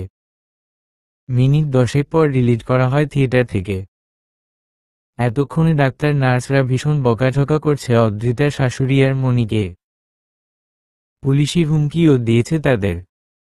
এভাবে ডাক্তার নার্সদের হেনস্থা করা যেই নার্সরা টাকা খেয়ে এই কাজে সাহায্য করেছে দ্রুত সাসপেন্ড করা হয় তাদের। অদ্রিতার সামনে যেতে ভয় পাচ্ছেন রায়হানের মা। অদ্রিতা যেই পরিমাণ লেগেছে, হয়তো খুন করে ফেলবে তার শাশুড়িকে। রায়হানকে ভয় কিছু জানায়নি সে। অদ্রিতা তার সামনে এসে দাঁড়াতেই উনি মনির পিছনে গিয়ে লুকিয়ে পড়েন। অদ্রিতা কারো সঙ্গে কোন কথা বলে না, শুধু বলে, আজ আমার সঙ্গে যা করতে চাইছিলেন এর শাস্তি আপনাদের পেতেই হবে। বলেই ধীর পায়ে বেরিয়ে যায় হসপিটালের গেট দিয়ে। রায়হানের মা পেছনে পেছনে এসে কাকুতি মিনতি করতে থাকে, কিন্তু কোন কাজ হচ্ছে না। মা, এত রাতে একা কোথায় যাচ্ছ? আমাদের সাথে বাড়ি চলো। রায়হান জানলে আমায় মেরে ফেলবে, না হয় নিজেই মরে যাবে, চলো মা। অদ্রিতা তার কথায় কর্ণপাত করে না, আর বিড়বিড়িয়ে বলে, মরে যাক, মরে যাক, মরে যাক। অজানা উদ্দেশ্য রাস্তা দিয়ে হাঁটছে অদ্রিতা। তার মাথা ঠিক নেই, এনেস্থেশিয়ার প্রভাব এখনো কাটেনি। একটু আগেই যে শক্তি সে প্রয়োগ করেছে তার মাসুল হাড়ে হাড়ে টের পাচ্ছে সে। শরীরটা ধীরে ধীরে নিথর হয়ে আসছে, চোখ খোলা রাখা কষ্টকর হচ্ছে। কোথায় যাবে এত রাতে? মেয়েরা তো কোথাও নিরাপদ না। সে অন্ধসত্ত্বা বলে যে ছাড় পাবে তার কি গ্যারান্টি? এখন তার যুগ বড়ই ভয়ানক। হায়নারা ঘুরে বেড়ায় রাতের অন্ধকারে। অন্তরাত্মা কেঁপে ওঠে তার। কিছুক্ষণ পরে তার শরীর হাতড়াতে থাকে সে। ব্যাগ তো সাথে আনেনি, হসপিটালে ফেলে এসেছে। সাথে টাকা বা ফোন কিছুই নেই। শুকনো ঢোক গিলে জোরে জোরে হাঁটতে থাকে সে। সামনেই একটা টঙ্গের দোকান দেখা যাচ্ছে, বাতি জ্বলছে সেখানটায়। সেখানে গিয়ে আসাদকে ফোন দিবে। এই আসাদ ছাড়া পৃথিবীর সবাইকে ঘৃণা হচ্ছে তার। শেষে রায়হানও ঘৃণায় গা গুলিয়ে যাচ্ছে তার। যাই হোক, ও অমানুষদের কাছে আর ফিরে যাবে না সে। দরকার পড়লে সারা জীবন চরিত্রে দাগ নিয়ে ঘুরবে। দোকানের কাছে পৌঁছুতে এক বৃদ্ধ দম্পতিকে দেখে সে কিছুটা স্বস্তির নিঃশ্বাস ফেলে। একজন নারীকে দেখে পর মুহূর্তে মনে পড়ে যায়, নারী তো নারীর বড় শত্রু। শুকনো গলা নিয়ে বলে, আপনাদের কাছে ফোন আছে, একটু বিপদে পড়েছি। আমি প্রেগন্যান্ট, জাস্ট একটা কল করব। দুজন দুজনের দিকে তাকিয়ে ফোনটা এগিয়ে দেয় তার কাছে। অদ্রিতার চোখগুলো শ্রদ্ধায় জলজল করে ওঠে। দ্রুত ফোন করে আসাদকে আসতে বলে সে দাঁড়িয়ে অপেক্ষা করতে থাকে। খুব কষ্ট হচ্ছে তার, তবুও কিচ্ছু করার নেই। দোকানি বলেন, মা, কতক্ষণ দাঁড়িয়ে থাকবে তুমি? সামনেই আমাদের বাসা, সেখানে গিয়ে বসো। আমরা কাউকে দেখলে তোমার কাছে নিয়ে যাব। অদ্রিতা কিছুক্ষণ ভেবে রাজি হয়ে যায়।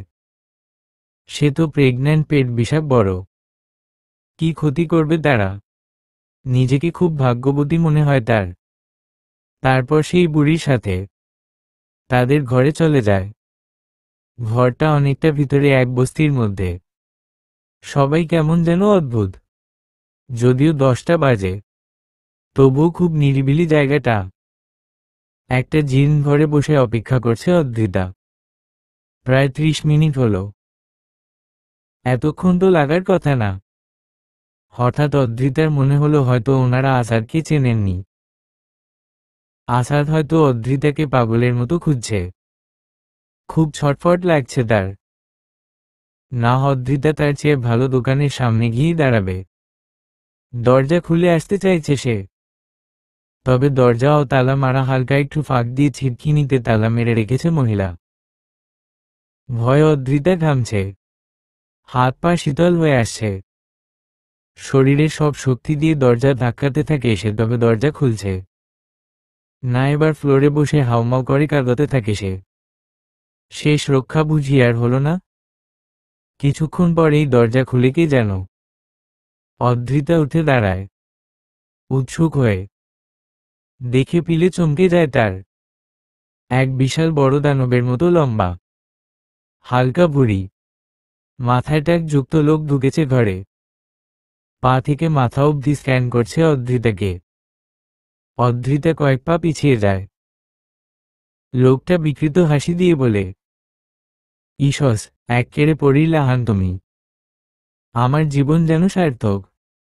অদ্রিতা লোকের ইঙ্গিত বুঝতে পেরে অবাক হয়ে যায়। অদ্রিতার আর বুঝতে বাকি নেই কি হবে তার আর তার মেয়ের। শরীরে আর এক বিন্দু শক্তি নেই তার। পুরো পৃথিবীটা যেন ঘুরছে। অদ্রিতা বিস্মিত হয়ে সশব্দে বলে উঠেছি, পৃথিবীর কোথাও কোন মেয়েই কি নিরাপদ নয়? লোকটি এবার বিচ্ছিরি হাসি দিয়ে এগিয়ে আসে। অদ্রিতার সারা গা গুলিয়ে যাচ্ছে। না, এই জায়গা থেকে বের হতে হবে। কিন্তু কিভাবে বের হবে সে? লোকটির সঙ্গে পেরে ওঠা তার পক্ষে সম্ভব নয়। লোকটি কাছে এসে অদ্রিতার সঙ্গে জোড়াজুড়ি করতে থাকে। কিন্তু শরীরে এক বিন্দু শক্তি আর অবশিষ্ট নেই। কিভাবে পালাবে এখান থেকে? লোকটার গায়ের জোর অনেক, না আর পারছে না সে, শরীর অসাড় হয়ে যাচ্ছে। তবুও শেষ চেষ্টা তাকে করতে হবে। লোকটার হাতে কামড় বসিয়ে দিল অদ্রিতা। লোকটি সামান্য দূরে ছিটকে গেল। রাগান্বিত হয়ে ধেয়ে আসছে তার দিকে। অদ্রিতা দেয়ালের ঠেসে দাঁড়িয়ে আছে। লোকটা অদ্রিতার কাছাকাছি আসতেই সরে গেল অদ্রিতা। জোরে একটা ধাক্কা খেয়ে দেয়ালের দিকে মুখ দিয়েই দাঁড়িয়ে আছে সে।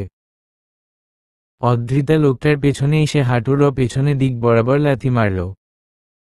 চোখের পলকে মুখ থুবড়ে পড়ে গেল। মারামারির আওয়াজে সেই বুড়ো বুড়ি এসে হাজির। তাদের চোখ চড়ক গাছ। বুড়ি এসে রাগের মাথায় চড় বসিয়ে দিল অদ্রিতাকে। অদ্রিতার আর লড়াই করার শক্তি নেই। অসহায়ের মতো তাকিয়ে আছে সে। বুড়ি অদ্রিতার দিকে তেড়ে আসছে দেখে অদ্রিতা ভয়ে চোখ বন্ধ করে নিল। হয়তো এখানেই আমার শেষ। তবে তোর জন্য খুব কষ্ট হচ্ছে রে মা। তোকে পৃথিবীতে আনতে পারলাম না। অবশ্য একদিক থেকে ভালোই হয়েছে। এই নোংরা পৃথিবীতে না এসেই ভালো হয়েছে। সব জঘন্য মানুষের বসবাস এখানে রে মা। অদ্রিতার চোখের কোণ বেয়ে অশ্রু গড়িয়ে পড়ছে। শক্তি থাকলে হয়তো চিৎকার করে কাঁদত আর বলতো, খুন করে ফেলবো সবাইকে। অদ্রিতা ধস্তাধস্তির সময় কপাল অনেকটা কেটে গেছে। হাতের কনুইতে আঁচড়। ক্লান্ত শরীর নিয়ে নিথর হয়ে পড়ে আছে ফ্লোরে। সে কি বেঁচে আছে নাকি মরে গেছে? অদ্রিজা কি আছে? খুব ইচ্ছা হচ্ছে হাত দিয়ে পেটটা ধরে দেখতে অদ্রিজা আছে কি না। কেন তার বাঁচতে ইচ্ছা করছে? হয়তো অদ্রিজারও জন্য। কেন তার মনে হচ্ছে এখনো সব শেষ হয়ে যায়নি। অদ্রিজাও আছে। এত ঝড়ের মধ্যে কি সুন্দর নাম ঠিক করে ফেলেছে সে। মুচকি হেসে ওঠে। সত্যি কি সে হাসতে পারছে? চোখ দুটো বন্ধ করেই কল্পনায় দেখছে আরিয়ান আর অদ্রিজা খেলছে। আরিয়ান হো হো করে হাসছে। তবে অদ্রিজা ধীরে ধীরে হাওয়া মিলিয়ে যাচ্ছে কেন? ধরফর করে চোখ খুলে ফেলে অদ্রিতা। এ কি সত্যি তো সে বেঁচে আছে? আবছা আবছা দেখছে কেউ আর্তনাদ করছে। কি বিভৎস শব্দ! কিসের শব্দ এসব? বুকের ভেতরটা ধক করে উঠল তার। আসাদের মুখটা তার সামনে ভেসে উঠছে কেন? আকস্মিক সপাটে এক চড় খেতেই পুরোপুরি গোড় ভাঙে অদ্রিতার। তাকিয়ে দেখে সে ও ঘরটাতে আছে। শক্ত চকের ওপর শোয়া। মেঝেতে দুজন লোক পড়ে ব্যথায় কাতরাচ্ছে। আসাদের রাগী চেহারা এতটা ভয়ানক কখনো তো দেখিনি। ভয় প্রাণ বেরিয়ে যাবার জোগাড়। তবে নিজের অজান্তেই স্বস্তির নিঃশ্বাস ফেলে অদ্রিতা। চোখ বন্ধ করে আছে। গালটা ভীষণ ব্যথা করছে। এত জোরে মারল কেন আসাদ আমায়? আবারও কোন নারী কণ্ঠে আর্তনাদ ভেসে আসছে। এ কি আসাদ কি বৃদ্ধাকে মারছে? আমি খুব চেষ্টা করছি কিছু বলতে, তবে কোন শব্দ বেরোচ্ছে না। আসাদ এক হাত দিয়ে গলা টিপে ধরেছে আর এক হাত দিয়ে মহিলাকে চড় মারছে। এসব সহ্য হচ্ছে না আমার। মহিলাকে এত মারছে কেন? হঠাৎ পকেট থেকে ছুরি বের করে মহিলার ডান হাতে সজোরে এক কোপ বসিয়ে দিল। সেখানেই জ্ঞান হারায় অদ্রিতা। আসাদ অদ্রিতাকে নিজের বাড়িতে নিয়ে যায়।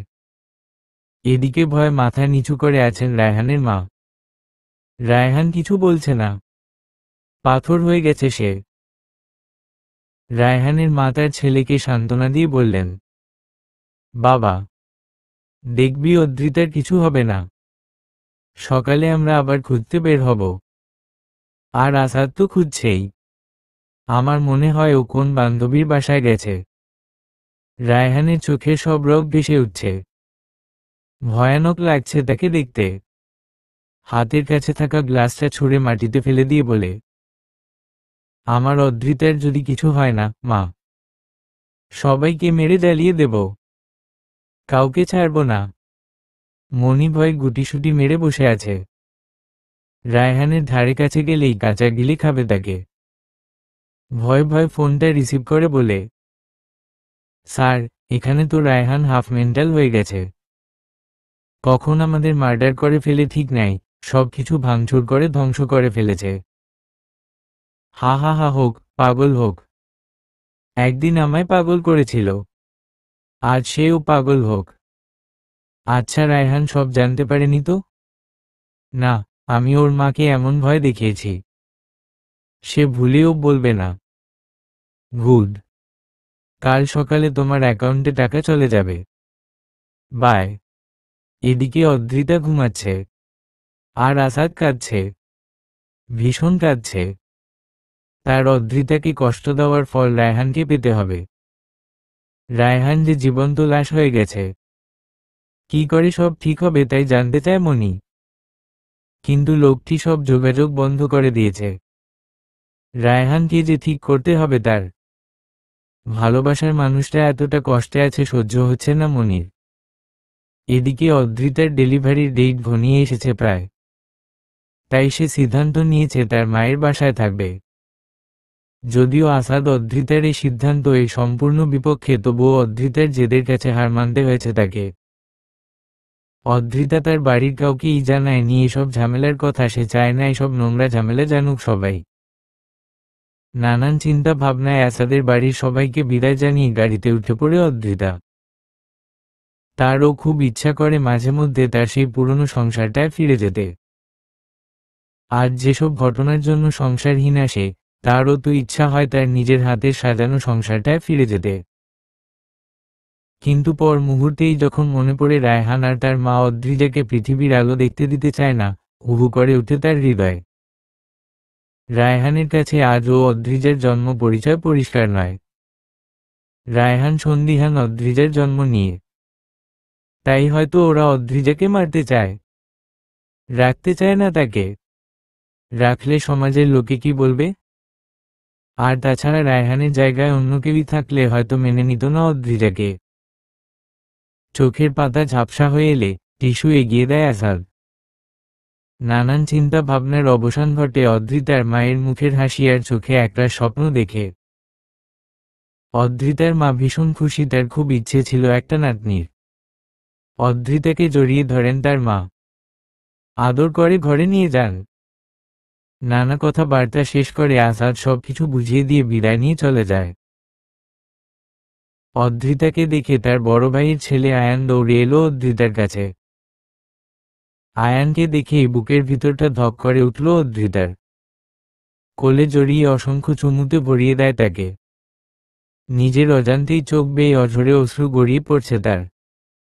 তার মা কিছুটা চিন্তিত হয়ে প্রশ্ন করলেন, এতই যখন কষ্ট হচ্ছে তো আরিয়ানকে নিয়ে আসলেই তো হতো।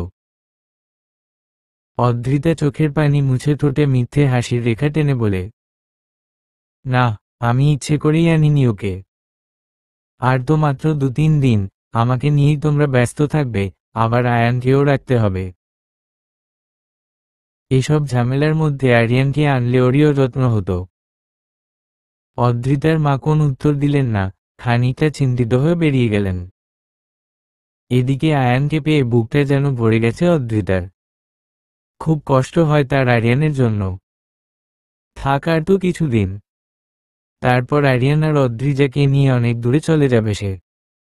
ভুলেই যাবে তার জীবনে রায়হান নামের কোন অস্তিত্ব ছিল।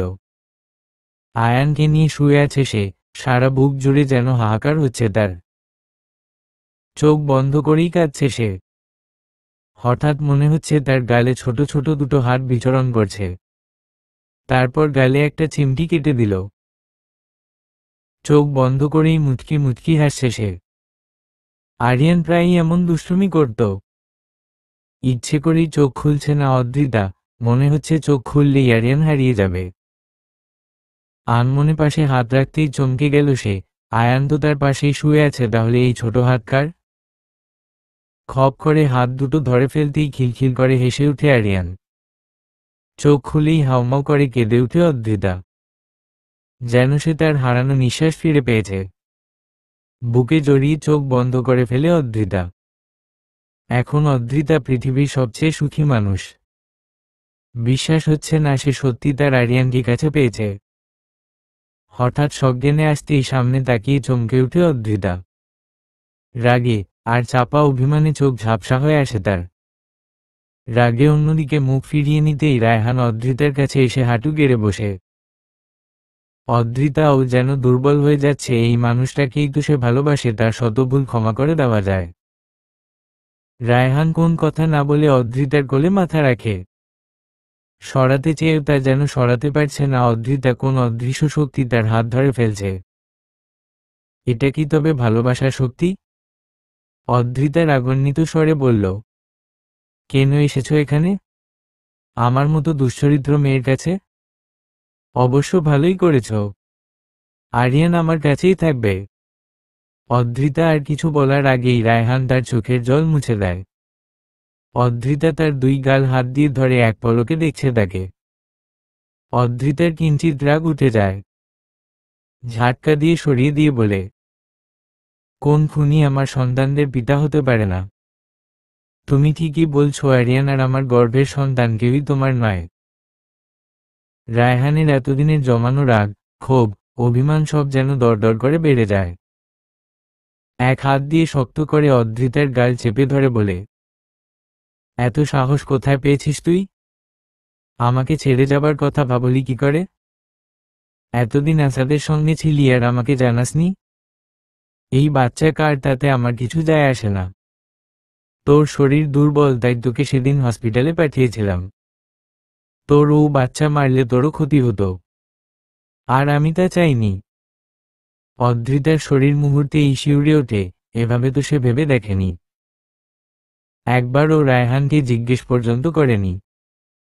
অপরাধ বোধে ছেয়ে যাচ্ছে তার মন। ছলো ছলো দৃষ্টিতে দেখল রায়হান তার দিকে রাগান্বিত দৃষ্টিতে তাকিয়ে আছে। রায়হান এবার অদ্রিতার কাছ থেকে আরিয়ান সরিয়ে বেডে বসিয়ে দিল। অদ্রিতা ভীষণ ভয় পেয়ে যাচ্ছে, যদি রায়হান আবার মারধর করে। একটা শুকনো ঢোক গিলল সে। আচমকা রায়হান অদ্রিতার বুকে আছড়ে পড়ে হাউমাউ করে কাঁদতে লাগল। অদ্রিতা ভীষণ অবাক হয়ে গেল। আরে এভাবে কাঁদছ কেন? দেখো বাসায় মা আছে, ভাইয়া, ভাবি, ওনারা দেখলে কি ভাববে বলতো? রায়হান থামছে না, সে কাঁদছে, তার প্রাণভোমরা ফিরে পাওয়ার খুশিতে কাঁদছে। কান্নার শব্দ শুনে অদ্রিতার মা দৌড়ে ঘরে এলেন আর হতবম্ব হয়ে গেলেন। অদ্রিতা তার মাকে দেখে ভীষণ লজ্জা পাচ্ছে, আর ভয়ও হচ্ছে। সে চায় না তার মা এসব জানুক। তিনি রায়হানকে প্রশ্ন করেন, কি হলো বাবা, তুমি এভাবে কাঁদছ কেন? এই অদ্রিতা কি করেছিস তুই? বাবা, অদ্রিতা কি কোন ভুল করেছে? অজানা আতঙ্কে ছেয়ে যায় অদ্রিতার মন। না, কিছুতেই এসব জানতে দেওয়া যাবে না। কিন্তু কি বলবে অদ্রিতা? এদিকে রায়হান বুকের উপর থেকে সরছেই না। ঝড়ের গতিতে রায়হানকে সরিয়ে অদ্রিতা অত কিছু না ভেবে দ্রুত উত্তর দেয়, আসলে মা, আমার শরীরটা তো একটু দুর্বল, আর কয়েকদিনের মধ্যে ডেলিভারি, তাই রায়হান একটু চিন্তিত। এত বোঝাচ্ছে বুঝতেই চাইছে না। অদ্রিতার মা লাজুক এসে বলেন, আচ্ছা, এখন কি তোরা খাবি? আমি সেজন্যই এসেছিলাম। অদ্রিতা রায়হানের দিকে ইশারা করতেই মুচকি হেসে দ্রুত পায়ে রুমের দরজা ভিড়িয়ে বেরিয়ে যায় তার মা। অদ্রিতা রায়হানের দিকে তাকিয়ে দেখে সে চোখ বন্ধ করে কপালে এক হাত রেখে আছোয়া অবস্থায় আছে। চোখের কোণ বেয়ে অঝরে অশ্রু গড়িয়ে পড়ছে। নিজের অজান্তেই ভীষণ কষ্ট দিয়ে ফেলেছে তার ভালোবাসার মানুষটাকে। কিছু না বলেই অদ্রিতা আরিয়ান আর আয়ানকে নিয়ে বেরিয়ে যায় ঘর থেকে। অদ্রিতার যাওয়ার দিকে তাকিয়ে দীর্ঘশ্বাস ফেলে রায়হান। কিছুক্ষণ পরই ফিরে আসে অদ্রিতা। চোখ দুটো সরু করে জিজ্ঞাসু দৃষ্টি নিক্ষেপ করে বলে, বাহ, আজকাল মদ খাওয়ারও অভ্যাস করেছ? রায়হান নিশ্চুপ। এ কয়েকটা দিন সে কিভাবে কাটিয়েছে সেই জানে, এমন কোন নেশা নেই সে করেনি। তবে অদ্রিতা নামক নেশা থেকে মুক্তি পায়নি সে, বরং আর দ্বিগুণভাবে জেঁকে বসেছে এই অদ্রিতা নামক নেশা। প্রতিটি নিঃশ্বাসের সঙ্গে তার শ্বাসনালী থেকে বেরিয়েছে এই নেশা। অভিমানের কালো ঢেউ উত্তাল ঝড়ের আভাস দিচ্ছে তার মনকে। নিজেকে শক্ত রাখার ব্যর্থ চেষ্টা করে যাচ্ছে আনমনে। অদ্রিতা দুষ্ট হেসে রায়হানের কোলের উপর বসে পড়ে। রায়হান অবাক হয়ে অদ্রিতার পেটে হাত রাখে। অদ্রিতা বলে, আচ্ছা, আনুমানিক অদ্রিজার ওজন কত বলো তো? রায়হান শুকনো কাশি দিয়ে গলা ঝেড়ে বলে, অদ্রিজাকে? আপনার মেয়ে, জানেন না বুঝি? ও না, মা বলেছিলেন। মাথায় ছিল না। মাথায় থাকবে কি করে? সারাদিন অদ্রিজার মা আমার মাথায় ঘুরপাক খায়। অদ্রিতা হেসে উঠে কোল থেকে নেমে কিছুটা দূরত্বে বসে আবারও জিজ্ঞেস করে, এই অবস্থা কেন তোমার? ঠিকমতো খাওয়া দাওয়া করনি বুঝি? রায়হান কিছু বলে না। সে জানে এখন বললে হয়তো আবেগে অনেক কিছু বলবে সে নিজেকে আর দুর্বল করতে চায় না। অদ্রিতা দুষ্ট হেসে বলে, আচ্ছা চলো, ডিনার করে নেই, রাত হয়ে যাচ্ছে, তোমাকে তো আবার তোমার বাড়ি ফিরতে হবে। রায়হান ঝাঁঝালো কণ্ঠে বলে, আমি তোমাকে ছাড়া কোথাও যাব না। তুমি যেখানে থাকবে আমিও সেখানে থাকব। অদ্রিতা এবার সশব্দে হেসে উঠে। অদ্রিতার হাসির কারণ বুঝতে পেরে ভ্রুজোড়া খানিকটা কুঁচকে আসে তার। অদ্রিতা রায়হানের গালে চুমু খেয়ে বলে, আচ্ছা তাই হবে। চলেন এখন। আজ এতদিন পর তার সংসার ফিরে পেয়েছে সে। যদিও তার নিজ বাড়িতে নেই, তবুও এতদিনের মতো বুকটা ফাঁকা নেই। রায়হান বাচ্চামো করছে খুব। করারই হয়তো কথা। এতদিন দূরে থেকেছে সে। কোমরে মুখ গুজে শুয়ে আছে রায়হান। রায়হানের নিঃশ্বাসে সুরসুরি হচ্ছে তার। সরালে আরো বেশি করে মুখ গুজে দিচ্ছে। উফ অফ, কি শুরু করেছ তুমি? 2 বাচ্চার বাবা হয়েছ, কোন আক্কে জ্ঞান নেই? রায়হান এবার সুরসুর করে উপরে উঠে আসে আর দুষ্ট হেসে বলে, এই বউ, আমার কিন্তু খুব প্রেম প্রেম পাচ্ছে। এই খাটাস, চুপচাপ ঘুমাও, না হলে কিন্তু বাথরুমে আটকে রাখবো। রায়হান এবার অদ্রিতার ঘাড়ে মুখ গুজে দেয়। অদ্ভুত তো এই লোকটা, এত মাখামাখি করছে যেন আজই বিয়ে হয়েছে। বিরক্ত হয়ে সরাতে গিয়ে বুঝতে পারে রায়হান ঘুমিয়ে গেছে। ডাক দেয় না আর। থাক ঘুমাক, হয়তো কত রাত ঘুম হয় না তার। আজ ঘুমাক শান্তির ঘুমে আচ্ছন্ন রায়হান। অদ্রিতা তার কলিজা যেন জুড়িয়ে আসছে। এত সুখ তার সইবে তো? আচ্ছাকে বারবার ঝামেলা সৃষ্টি করছে তাদের মাঝে। কি চায় সে? সব কি শুধু মনির ষড়যন্ত্র? না, মনির একটা বিহিত অদ্রিতা বাড়ি পৌঁছে করবে। এত সহজে ছেড়ে দেবে না সে। ভোরের আলো ফুটতেই ঘুম ভেঙে যায় অদ্রিতার। ভাঙবে নাই বা কেন? ভীষণ শক্ত করে অদ্রিতার হাত বুকের মধ্যে চেপে ধরে আছে রায়হান, যেন আর কোথাও পালাতে দেবে না তাকে। অদ্রিতা মুচকি হাসে। এসব বাচ্চামো মাঝে মধ্যে ভয়ানক হয়ে উঠলেও উপভোগ করে সে। এখন যদিও সে পুরোপুরি অভ্যস্ত। রায়হান বিছানায় বসে আর চোখে দেখছে অদ্রিতাকে। অদ্রিতা আনমনে গুনগুন করছে আর ভেজা চুল মুছছে। রায়হান আচমকা আরিয়ানের দিকে তাকিয়ে আফসোসের ভঙ্গিতে বলে, কি দিন কাল এলো রে বাবা। মানুষ কত মোটা সোটা হয়ে নিজেকে স্লিম বলে দাবি করে। প্রথমবার কনসিভ করে আজও স্লিম হতে পারেনি, আর দ্বিতীয়বারে যে কি হবে ভাবলেই গা শিউরে ওঠে। অদ্রিতা এমন কথায় রেগে আগুন হয়ে যায়। রক্তচক্ষু নিয়ে রায়হানের দিকে তাকিয়ে বলে, কনসিভ করলে সবাই একটু মোটা হয়ে যায়, আমিও হয়েছি, তাতে কি? আর পেটে একটা বাবু আছে, পেট বড় হবে না? নির্বোধের মতো প্রশ্ন করে লোকজন। রায়হান খানিকটা সন্দেহান দৃষ্টিতে তাকিয়ে বলে, আর ইউ সিরিয়াস? মানে তোমার পেটটাই শুধু বড় হয়েছে, আর এমনিতেই তুমি ফিট আছো?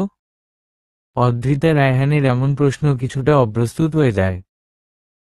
পরক্ষণে রায়হানের দুষ্ট হাসি দেখে বুঝতে পারে ইচ্ছে করে তাকে লজ্জায় ফেলার জন্য রায়হান এসব বলছে। দ্রুত রায়হানের কাছে গিয়ে তার চুল টেনে ধরে অদ্রিতা আর রাগী লুক নিয়ে বলে, ব্যাটা লুইচ্চা, নিজের বাচ্চার খাবারে নজর দিস? পেটুক কোথাকার, ছোচা বিড়াল। রায়হান অদ্রিতার হাত সরিয়ে দৃষ্টি অদ্রিতার বুকে নিক্ষেপ করে আফসোসের ভঙ্গিতে বলে, ছি বউ, কি বলো এসব? আমি কখন এসব বললাম? লজ্জা করে না এসব বলতে? আমার তো শুনেই কেমন যেন লজ্জা লজ্জা লাগছে। এবার অদ্রিতা রেগে ফায়ার হয়ে যায়, সে বুঝতে পারে তাকে কথার জালে ফাঁসানোর জন্য রায়হান এসব বলছে। সে রায়হানের পিঠে জোরে একটা কিল দিয়ে ভেঙচি কেটে আরিয়ানকে নিয়ে বের হয়ে যায়।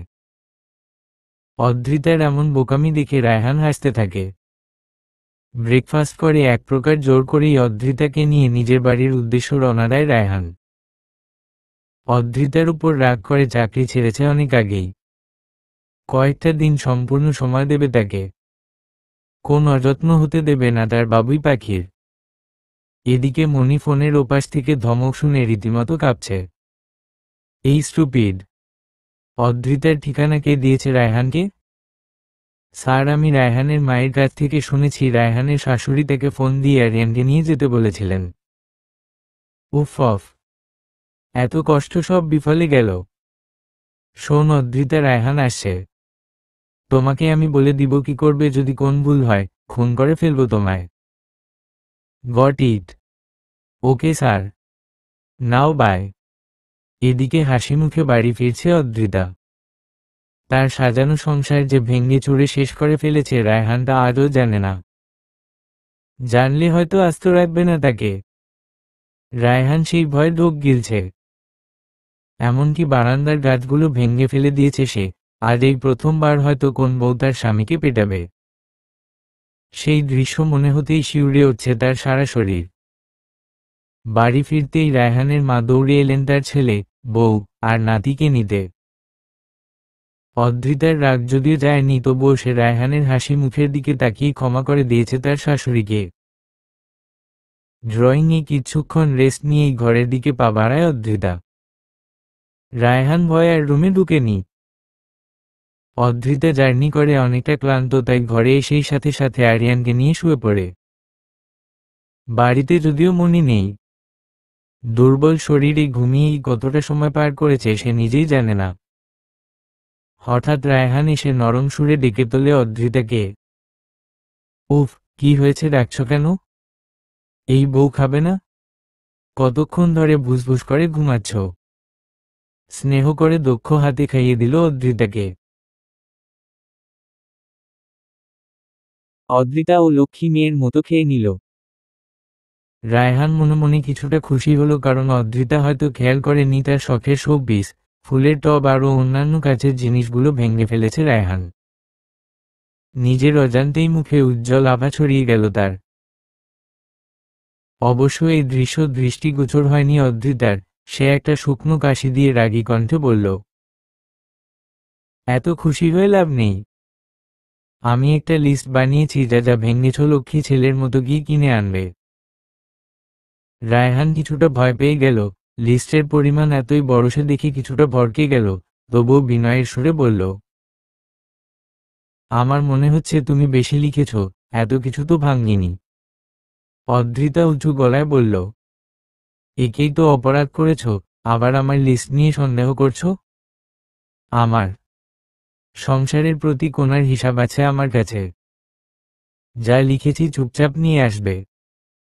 রায়হান নরম সুরে বলল, আসলে বউ, এখানে তো অনেক টাকার বিষয়। অদ্রিতা এবার তেলে বেগুনে জ্বলে উঠল, মনিদয় থেকে যেন উত্তপ আগুনের ফুলকি ঝরছে। রায়হানের পিঠে সপাটে এক ঘুষি বসিয়ে দিয়ে বলল, হারামি, ভাঙ্গার সময় মনে থাকে না? আমি জানি না, এগুলো সব কিনে আনবে, আর কিছু শুনতে চাই না আমি। এখনই বের হও, আমার বারান্দায় 13টা গাছ ছিল, ওগুলো গিয়ে নিয়ে এসো।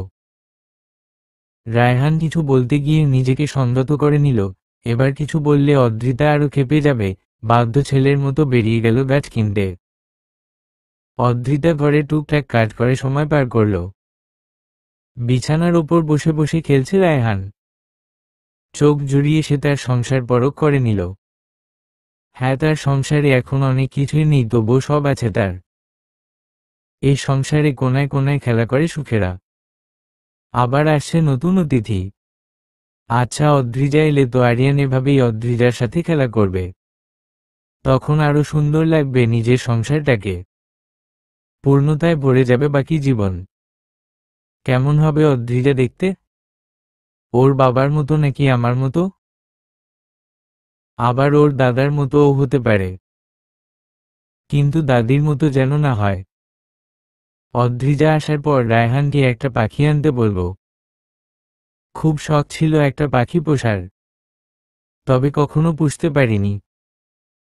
তখন আমার সংসারটা আর কোন কিছুর অভাব থাকবে না। আমি, রায়হান, অদ্রিজা, আরিয়ান, আম্মা আর আমাদের পাখি। ব্যাস, কি লাগে আর? নানান চিন্তায় কখন চোখ লেগে গেছে অদ্রিতার সে নিজেও জানে না। হঠাৎ করেই তার খুব লেবার পেইন হচ্ছে, ব্যথায় রক্তের লাল ধারায় ভেসে যাচ্ছে বিছানা। হঠাৎ করেই এসব কিভাবে? যন্ত্রণায় কাতরাচ্ছে সে, শরীরের সব শক্তি দিয়ে ডাকছে রায়হানকে, তার আম্মাকে, কিন্তু কেউ এগিয়ে আসে না। কারো কর্ণকুহরে অদ্রিতার আর্তনাদ পৌঁছানে কেন? বিছানার চাদর এলোমেলো হয়ে আছে, ঘেমে নিয়ে একাকার হচ্ছে সে। প্রকৃতি এত নির্মম কেন? আমি তো প্রথমবার মা হচ্ছি না, এর আগেও তো মা হয়েছি আমি, তবে এত যন্ত্রণা তো প্রথমবার হয়নি। অভিমান হচ্ছে খুব রায়হানের উপর। ও কি আমায় বাঁচাবে না তাহলে? আসাদ। হ্যাঁ, আসাদকে ফোন দেই, ও অবশ্যই আমায় বাঁচাতে আসবে। আসাদ কখনো আমার কোনো ক্ষতি হতে দেবে না। ফোনটা সাইড টেবিলে, খুব কষ্টে হাতড়ে হাতড়ে ফোনের কাছে পৌঁছালাম। বুকের মধ্যে সামান্য আশা উদয় হলো আমার। এবার বুঝি বেঁচে যাব। অদ্রিজারও কিছু হবে না। তবে আচমকা আঙুলের বেসামাল স্পর্শে চোখের সামনেই ঠাস করে পড়ে গেল ফোনটা। মুহূর্তেই ভেঙে চুরমার হয়ে গেল ফোনটা, সাথে আমার মনের ক্ষীণ আশা, আমার বেঁচে থাকার সুযোগ, অনাগত সন্তানের সুস্থতা। শরীরের সকল শক্তি সঞ্চার করে এক বিরাট চিৎকার দিলাম। এই চিৎকারে আছে ধিক্কার আমার করুণ নিয়তির ওপর, নিজের ওপর। ব্যর্থ মা আমি। বাঁচাতে পারলাম না মা তোকে। ধীরে ধীরে নিস্তেজ হয়ে যাচ্ছে সারা শরীর, চোখ ঝাপসা হয়ে আসছে ক্রমশ। তবে কি মরে যাচ্ছি আমি? মরে যাচ্ছে অদ্রিজা, মরে যাচ্ছে অদ্রিজা, মরে যাচ্ছে অদ্রিজা। বাক্যটা বারংবার প্রতিধ্বনিত হয়ে কানে ভাসতে থাকে অদ্রিতার। শরীরের সব শক্তি দিয়ে উঠে বসে সে। ঘেমে নিয়ে একাকার, বিছানার চাদর ও এলোমেলো, তড়িঘড়ি করে সাইড টেবিলের ওদিকে তাকাতেই চমকে উঠে সে। সেখানে ফোন নেই, বরং পাশেই তার ফোন রাখা। পিলে চমকে উঠে তার। না, কোন লেবার পেইন তো নেই। এমন ভয়াবহ দুঃস্বপ্ন দেখে শিউরে উঠছে তার সারা শরীর। গলা শুকিয়ে কাঠ হয়ে গেছে। ধীর পায়ে উঠে টেবিল থেকে গ্লাস আনতে গিয়েই চিৎকার দিয়ে উঠে সে। পানি ভাঙ্গা শুরু হয়েছে অনেক আগে থেকেই। দুঃস্বপ্নে এতটা মশগুল ছিল, বাস্তব আর স্বপ্নের মধ্যে ফারাক করতে পারেনি। আর কোন কিছু না ভেবে দ্রুত ফোন করে আসাদকে আসতে বলে। উঁচু গলায় আম্মা বলে হাঁকায়। রায়হানকে ফোন করতেই ফোনটা বেজে ওঠে সোফার ওপর থেকে। আম্মাকে কয়েকটা ডাক দেওয়ার পরও আম্মা আসে না কেন? এখন একমাত্র ভরসা আসাদ। আসাদ সঠিক সময়ে আসবে তো? নাকি তার দুঃস্বপ্ন সত্যি হয়ে যাবে? হাউমাউ করে কাঁদতে থাকে সে। তবে কি সত্যি মরে যাচ্ছে অদ্রিজা? অদ্রিতার মনে এখন কোন অশান্তি নেই। সব কিছুতেই পরিপূর্ণ সে। তবে এইসব ঝামেলাকে সৃষ্টি করেছিল তা এখনো জানা হয়নি তার। এ বিষয়টা জানতে হবে, তাই কথা বলবে মনির সাথে।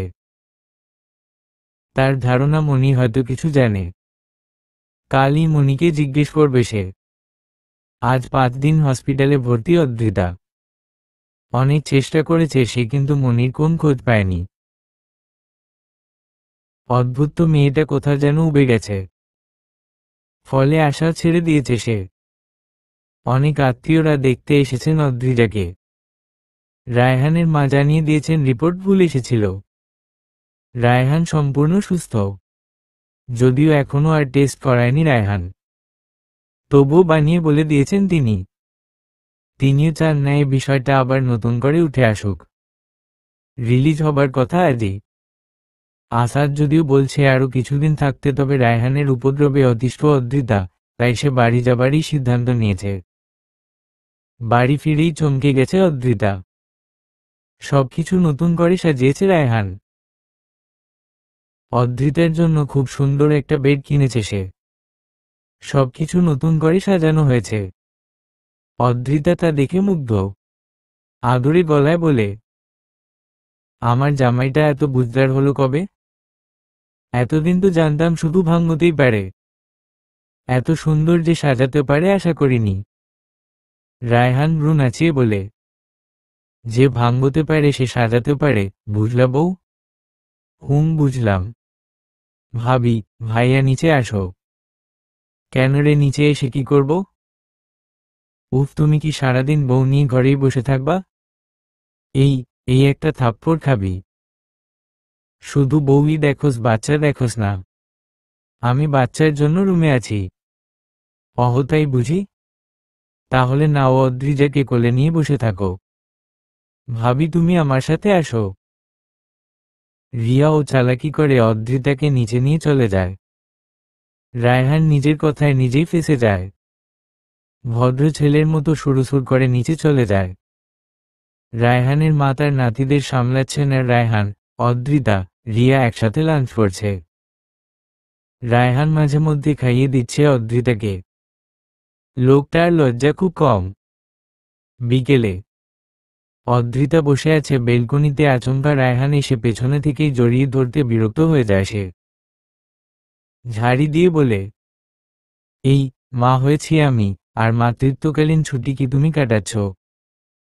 বসে বসে মায়ের টাকা খেতে লজ্জা করে না তোমার? রায়হানের মনটা খারাপ হয়ে যায়, সে মুখ গোমড়া করে বলে, ইন্টারভিউ তো দিয়েছি, তারা জানাবে বলেছে। কাল আরেকটা ইন্টারভিউ দিব। তুমিও না বউ, একটুও রোমান্টিক না। কয়েকদিন পর তো আমি আবার ব্যস্ত হয়ে যাব। এখন আসো না, রোম্যান্স করি। অদ্রিতা রাগ করে তেড়ে যায় রায়হানের দিকে, চুলে টান দিয়ে বলে, এত রোম্যান্স কিসের তোর? মন কি ভরে না? রায়হান এবার হাসতে থাকে। আবার জড়িয়ে ধরে অদ্রিতাকে। বউ, তোমার মনে শুধু নটি চিন্তা করে কেন? আমি কি সেই রোম্যান্স করব যে তুমি এত রাগ করছো? অদ্রিতার এবার রাগে নিজের চুল ছিঁড়তে ইচ্ছে করছে। লোকটা এত বেহায়া, কিছু বলতেও ইচ্ছে করছে না তার। রায়হান অদ্রিতার ঘাড়ে মুখ গুজেছে এতক্ষণে। হঠাৎই ফোন বেজে উঠতে সরানোর চেষ্টা করছে তাকে, অবশেষে হার মেনে সে অবস্থাতেই ফোনটা রিসিভ করে সে। আননোন নাম্বার থেকে কেউ বলছে। হ্যালো, আমি মনি বলছি। অদ্রিতা, তোমার সামনে খুব বিপদ। তুমি কি আমার সাথে দেখা করতে পারবে একবার? মনির কণ্ঠ শুনেই অবাক হয় অদ্রিতা, দ্রুত উত্তর দেয়, হ্যাঁ আসব। কোথায়, কখন? মনি কিছু না বলেই ফোনটা রেখে দেয়। রায়হান সরু চোখ করে তাকাতেই সব খুলে বলে তাকে, অসম্ভব। ও মেয়ের সাথে দেখা করতে যেতে হবে না। আর গেলে আমার সঙ্গে যাবে। যাব কি করে? কোথায় যাব তাই তো বলেনি। ভালো হয়েছে। এভাবেই কেটে যায় অনেকগুলো দিন। অদ্রিজা এখন একটু বড়। আরিয়ানের চোখের মণি। রায়হান নতুন জবে ঢুকেছে কিছুদিন হলো। রায়হানের মাও সাহায্য করছে অদ্রিতাকে। সংসার সামলে ভীষণ ব্যস্ততায় দিন কাটছে তার। তবে আজ আসাদের সঙ্গে হসপিটালে যাচ্ছে সে। রায়হানই রিকোয়েস্ট করেছে যাওয়ার পথে যেন অদ্রিতাকে নিয়ে যায়। গাড়িতে বসে আনমনে প্রকৃতি দেখছে অদ্রিতা। আসাদ আচমকা বলে উঠে, আরিয়ান, অদ্রিজাকে মিস করছিস না? হুম, খুব মনে পড়ছে ওদের। জানিস আমি তো এখন দুদণ্ড বসার সময় পাই না, সারাদিন ওদের সামলে সংসারের কাজেই শেষ হয়ে যায়। আসাদ মুচকি হেসে বলে, এখন থেকে অনেক সময় পাবি। মানে? প্রত্যুত্তরে বাঁকা হাসি হাসে আসাদ। সে হাসির অর্থ বোধগম্য হয় না তার। হঠাৎ ফোন বাজতেই চমকে উঠে অদ্রিতা। একবার আসাদের দিকে তাকিয়ে শুকনো ঢোক গিলে পর মুহূর্তেই রেগে ফোনটা রিসিভ করে সে। হ্যালো অদ্রিতা, কোথায় মরেছিস তুই? কতক্ষণ ধরে হসপিটালের বাইরে ওয়েট করছি। কোথায় তুই? আসাদের কণ্ঠ শুনতাই পুরো পৃথিবী যেন ঘুরছে অদ্রিতার। ফোন যদি আসাদ করে থাকে তাহলে সে এখন কার সাথে আছে? ভয় ভয় আসাদের দিকে তাকাতেই আসাদ অট্টহাসিতে ফেটে পড়ে আর বলে, আম সাকসেসফুল অদ্রু। অদ্রিতার মাথায় যেন আকাশ ভেঙে পড়েছে। কি করবে এখন সে? কার সাথে যাচ্ছে, কোথায় যাচ্ছে? তার বাচ্চাদের ছাড়া, রায়হানকে ছাড়া এক মুহূর্ত কল্পনা করতে পারে না সে। ফোনটা লুকিয়ে আসাদকে কল করতে নিলেই খপ করে হাত থেকে ফোনটা নিয়ে জানালা দিয়ে ছুঁড়ে মারে সে। উফ অদ্রু, ও আসাদ টাসাদ তোমাকে আর বাঁচাতে আসবে না। এখন তুমি শুধু আমার। Welcome to my world. বলেই কুৎসিত হাসি দিয়ে কিছু একটা স্প্রে করে অদ্রিতার মুখে। জ্ঞান হারায় অদ্রিতা। সাময়িক সময়ের জন্য নিথর হয়ে যায় অদ্রিতা। অদ্রিতা কোথায় আসাদ? চিৎকার দিয়ে জিজ্ঞেস করে রায়হান। 8 ঘন্টা পেরিয়ে গেছে কিন্তু অদ্রিতা নিখোঁজ। পুরো হসপিটাল খুঁজে, পরিচিত সবার বাসা খুঁজেও কোথাও পাওয়া যায়নি তাকে। অদ্রিতা কান্না করছে খুব। ছোট বাচ্চা মা ছাড়া থাকতে কষ্ট হবে, এটাই তো স্বাভাবিক। আমি কি করে জানবো রায়হান? আমি লাস্ট ওকে কল করেছিলাম, ও রিসিভ করে কিন্তু কোন কথা বলেনি। তারপর থেকেই তো ফোন সুইচ অফ। তবে তুমি চিন্তা করো না, পুলিশ ওর লোকেশন ট্রেক করবে। পুলিশ খুঁজে বার করবে ওকে। মাথায় হাত দিয়ে বসে আছে রায়হান। কি করবে, কিভাবে খুঁজবে অদ্রিতাকে বুঝতে পারছে না কেউ। অদ্রিতার মা কান্না করছেন খুব। পুরনো সব ঝামেলাই এতক্ষণে রায়হানের মায়ের কাছ থেকে শুনেছেন তিনি। তবে এতদিন তো সব ঠিকঠাক ছিল, তাহলে আজ কেন অদ্রিতা রায়হানকে ছেড়ে চলে যাবে? সে খুব ভালো করে চেনে তার মেয়েকে। অদ্রিতা এমন মেয়ে না। তবে কি হলো ওর? এদিকে যতটুকুই সম্ভব রায়হান আসাদ গাড়ি করে খুঁজছে তাকে। চোখ খুলেই অদ্রিতা নিজেকে আবিষ্কার করল একটি মাটির ঘরে। পুরনো বিছানা পাতা, বেশি আসবাব নেই। তবে যতটুকু প্রয়োজন ততটুকু আছে। ভয় হচ্ছে তার। সে এখানে কেন? হঠাৎ নিজের বাচ্চাদের কথা মনে পড়তেই বুকটা ধক করে উঠল তার। চিৎকার করেই কাঁদছে সে। অদ্রিতার কান্না শুনেই লোকটি ঘরে প্রবেশ করে। কি হলো অদ্রু, কাঁদছ কেন? অদ্রিতার ঘৃণায় গা গুলাচ্ছে, কথা বলতে চায় না সে এই বহুরূপীর সাথে। লোকটা ধীরে ধীরে এগিয়ে এসে ঠিক সামনে বসে পড়ে অদ্রিতার। অদ্রিতার থুতনি ধরে বলে, বাচ্চাদের মিস করছো বুঝি? চিন্তা করো না, আমাদেরও খুব কিউট কিউট বেবি হবে। বলেই বাঁকা হাসে। অদ্রিতার রাগ এবার আকাশচুম্বী। এতটা নির্লজ্জ কি করে হয় মানুষ? সপাটে এক চর বসিয়ে দেয় লোকটির গালে, আর ঝাঁঝালো কণ্ঠে বলে উঠে, আমি মরে যাব কিন্তু তোর ভোগের বস্তু হব না। বাংলাদেশে কি মেয়ের অভাব পড়েছে যে তুই 2 বাচ্চার মাকে উঠিয়ে এনেছিস? লোকটি চোয়াল শক্ত করে গাল চেপে ধরে অদ্রিতার। ঝাটকা দিয়ে পেছনে ফেলতেই দেয়ালের সাথে জোর ধাক্কা খায় সে। ব্যথায় আহ করে উঠে।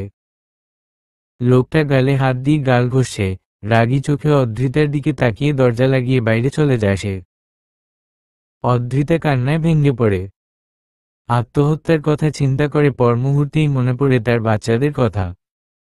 না মরলে হবে না, আমাকে বাঁচতেই হবে, এখান থেকে পালাতে হবে। আকাশ কুসুম অনেক চিন্তা করে সে। ভাবতে ভাবতে গভীর ঘোরে আচ্ছন্ন হয়ে থাকে। সেই ঘোর ভাঙে লোকটির পায়ের শব্দে। সে ভেবে ফেলেছে এই জায়গা থেকে পালাতে হলে কি করতে হবে তাকে। লোকটা ঘরে প্রবেশ করতেই চোখের পানি মুছে মুখে মিথ্যে হাসির রেশ টানে। তবে লোকটির হাতে লাল বেনারসি দেখে আটকে উঠে সে। এটা হতে দেওয়া যাবে না। লোকটির মুখে মৃদু হাসি। অদ্রিতার সামনে এসে বলে, আমি সবকিছু বৈধভাবে করতে পছন্দ করি, তাই এটাই বেটার হবে, শাড়ি পরে রেডি হয়ে নাও। অদ্রিতা চিন্তায় ঘেমে নিয়ে একাকার।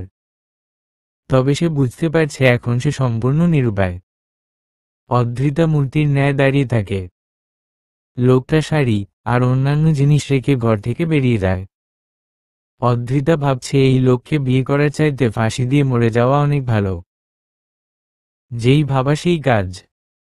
শাড়ি খুলে হাতে নিতেই গেট খুলে কিছু সুন্দরী মেয়ে ব্যাগ ভর্তি জিনিস নিয়ে হাজির। অদ্রিতা দেখে বুঝতে পারে এরা মেকআপ আর্টিস্ট। জোর করে সাজানো হয় অদ্রিতাকে। বারবার সে সাজ নষ্ট করেছিল দেখে একটা মেয়ে রেগে গিয়ে ডেকে আনে লোকটাকে। স্যার, আপনার ওয়াইফ বারবার সাজ নষ্ট করছে, এভাবে তো পারবো না।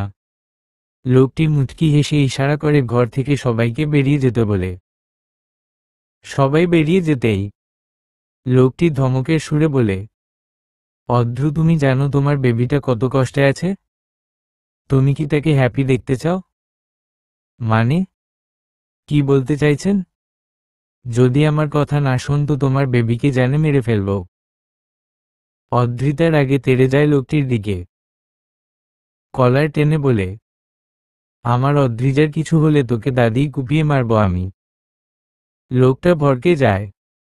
অদ্রিতাকে ছাড়িয়ে বলে, তোমার মনে হচ্ছে আমি কিছু করতে পারবো না? ওয়েট, তোমার হাজবেন্ডের হাত পা ভাঙব। অদ্রিতা লোকটার সঙ্গে কোন কথাই বলতে চায় না। অন্যদিকে ঘুরে দাঁড়িয়ে থাকে সে। লোকটি হনহন করে বেরিয়ে যায় ঘর থেকে। যাওয়ার পর আর কোন মেয়ে রুমে আসেনি। এবার ভয় হচ্ছে অদ্রিতার, সত্যি কোন ক্ষতি করবে না তো রায়হানের। 2 ঘন্টা পর ফিরে আসে লোকটি, ভিডিও কল রিসিভ করে সামনে ধরে অদ্রিতার। চমকে উঠে সে। রায়হানকে বেদম পেটাচ্ছে কিছু লোক। চিৎকার দিয়ে উঠে অদ্রিতা। রায়হান মৃত প্রায়। কান্না করতে করতে লোকটির পা ধরে সে। লোকটি তৃপ্তির হাসি দিয়ে বলে, এই পেপারে সাইন করো আর রেডি হও আমাকে বিয়ে করতে। আসলে তোমার বাচ্চাগুলো তো ইনোসেন্ট, তাই ওদের মারিনি। যদি নেক্সট টাইম আমার অবাধ্য হতো, বাচ্চাদেরও। পুরো কথা বলার আগেই অদ্রিতা লোকটির হাতে থেকে পেপার নিয়ে সাইন করে দেয়। আগে ওদের বাঁচাতে হবে। এই জায়গা থেকে পালাতে না পারলে আত্মহত্যা করবে সে। তারপর বাধ্য মেয়ের মতোই অদ্রিতা রেডি হয়ে নেয়। অনবরত চোখ দিয়ে পানি পড়ছে তার। তার 2টো বাচ্চা তাকে কাছে না পেয়ে কাঁদছে, আর সে কিনা এই বহুরূপীকে বিয়ে করছে। ঘৃণা হচ্ছে নিজের উপরই। একরাশ ঘৃণা আর অভিমান নিয়েই বিয়ে হয়ে যায় তাদের। বিশাল বড় বাড়ি, বাড়ি ভর্তি মেহমান। বিয়েটা হতে অনেক দেরি হয়ে গেছে। এত সুন্দর গ্রাম আগে দেখেনি সে। হঠাৎ এক বাচ্চার কান্না শুনেই থমকে যায় অদ্রিতা। তার মন বলছে এটা অদ্রিজার কান্না। আর কোনো কিছু ভাবার নেই তার। পুরো বাড়ি খুঁজেও কোন ছুরি, ব্লেড কিছু পায়নি সে। রাগে, অভিমানে পৃথিবীর কোন কিছুই ভালো লাগছে না তার। ফুল দিয়ে সাজানো মাটির ঘরে বসে আছে সে। যে করেই হোক হার মানবে না, দরকার হলে নিজেকে শেষ করে দেবে। সামান্য শব্দে দরজা খুলে ধীর পায়ে প্রবেশ করছে লোকটি, মুখে তার বাঁকা হাসি। অদ্রিতা ভেবেছে, মরলে একা কেন মরবে, এই মানুষরূপী জানোয়ারকেই আগে মারবে। লোকটি অদ্রিতার সামনে এসে বসতেই শরীর সব শক্তি সঞ্চার করে গলা টিপে ধরে লোকটির। তবে তা বেশিক্ষণ স্থায়ী হয় না। আলতো হাতেই ছাড়িয়ে দেয় অদ্রিতাকে। অদ্রিতা এবার চিৎকার করে বলে, কি সমস্যা আপনার? কে আপনি? এমন কেন করছেন? লোকটি শান্ত গলায় উত্তর দেয়, তোমার হাজব্যান্ড। অদ্রিতার এবার রাগ কন্ট্রোল হচ্ছে না। লোকটির গালে চড় মারার জন্য হাত বাড়ালেই সেই হাত ধরে কোলে বসায় অদ্রিতাকে। সেও এখন নিরুপায়। অসহায় দৃষ্টিতে তাকিয়ে কান্না ছাড়া আর কোন উপায় নেই তার। লোকটা কঠিন গলায় বলে, আমার নাম আসিফ বিন আজাদ। তোমার সিনিয়র বেস্ট ফ্রেন্ড আসাদের একমাত্র ছোট ভাই, যাকে তুমি প্রায়ই দেখতে চাইতে, তাই না? কথাটা শুনে অদ্রিতার পুরো পৃথিবী যেন থমকে যায়। নিজের ফ্রেন্ডের ভাই এতটা জঘন্য। ঘৃণা হচ্ছে নিজের উপর। লোকটা আবার শুকনো কাশি দিয়ে বলে, আমি জানি তুমি কখনো আমায় ভালোবাসবে না, কিন্তু আমার প্রিয় জিনিস আমি একবার হলে নিজের করে পেতে চাই অদ্র। তুমিও জানো ও রায়হান তোমার যোগ্য না, তবু তুমি ওকে বিয়ে করলে, ওকেই ভালোবাসো।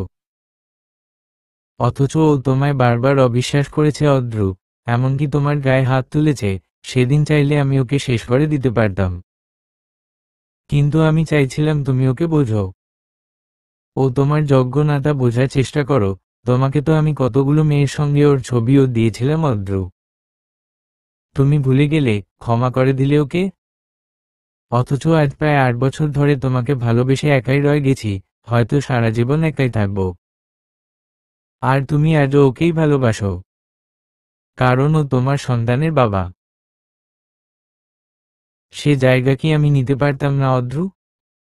শুধু নিজের মায়ের খুশির জন্য তুমি ওকে বিয়ে করলে। অদ্রিতা এবার কিচ্ছু ভাবতে পারছে না। আসিফের বলা কথাগুলো হয়তো ভুল না, তবে এখন এসব ভেবে কি লাভ? এখন চাইলেও অদ্রিতা অন্য কারো হতে পারবে না।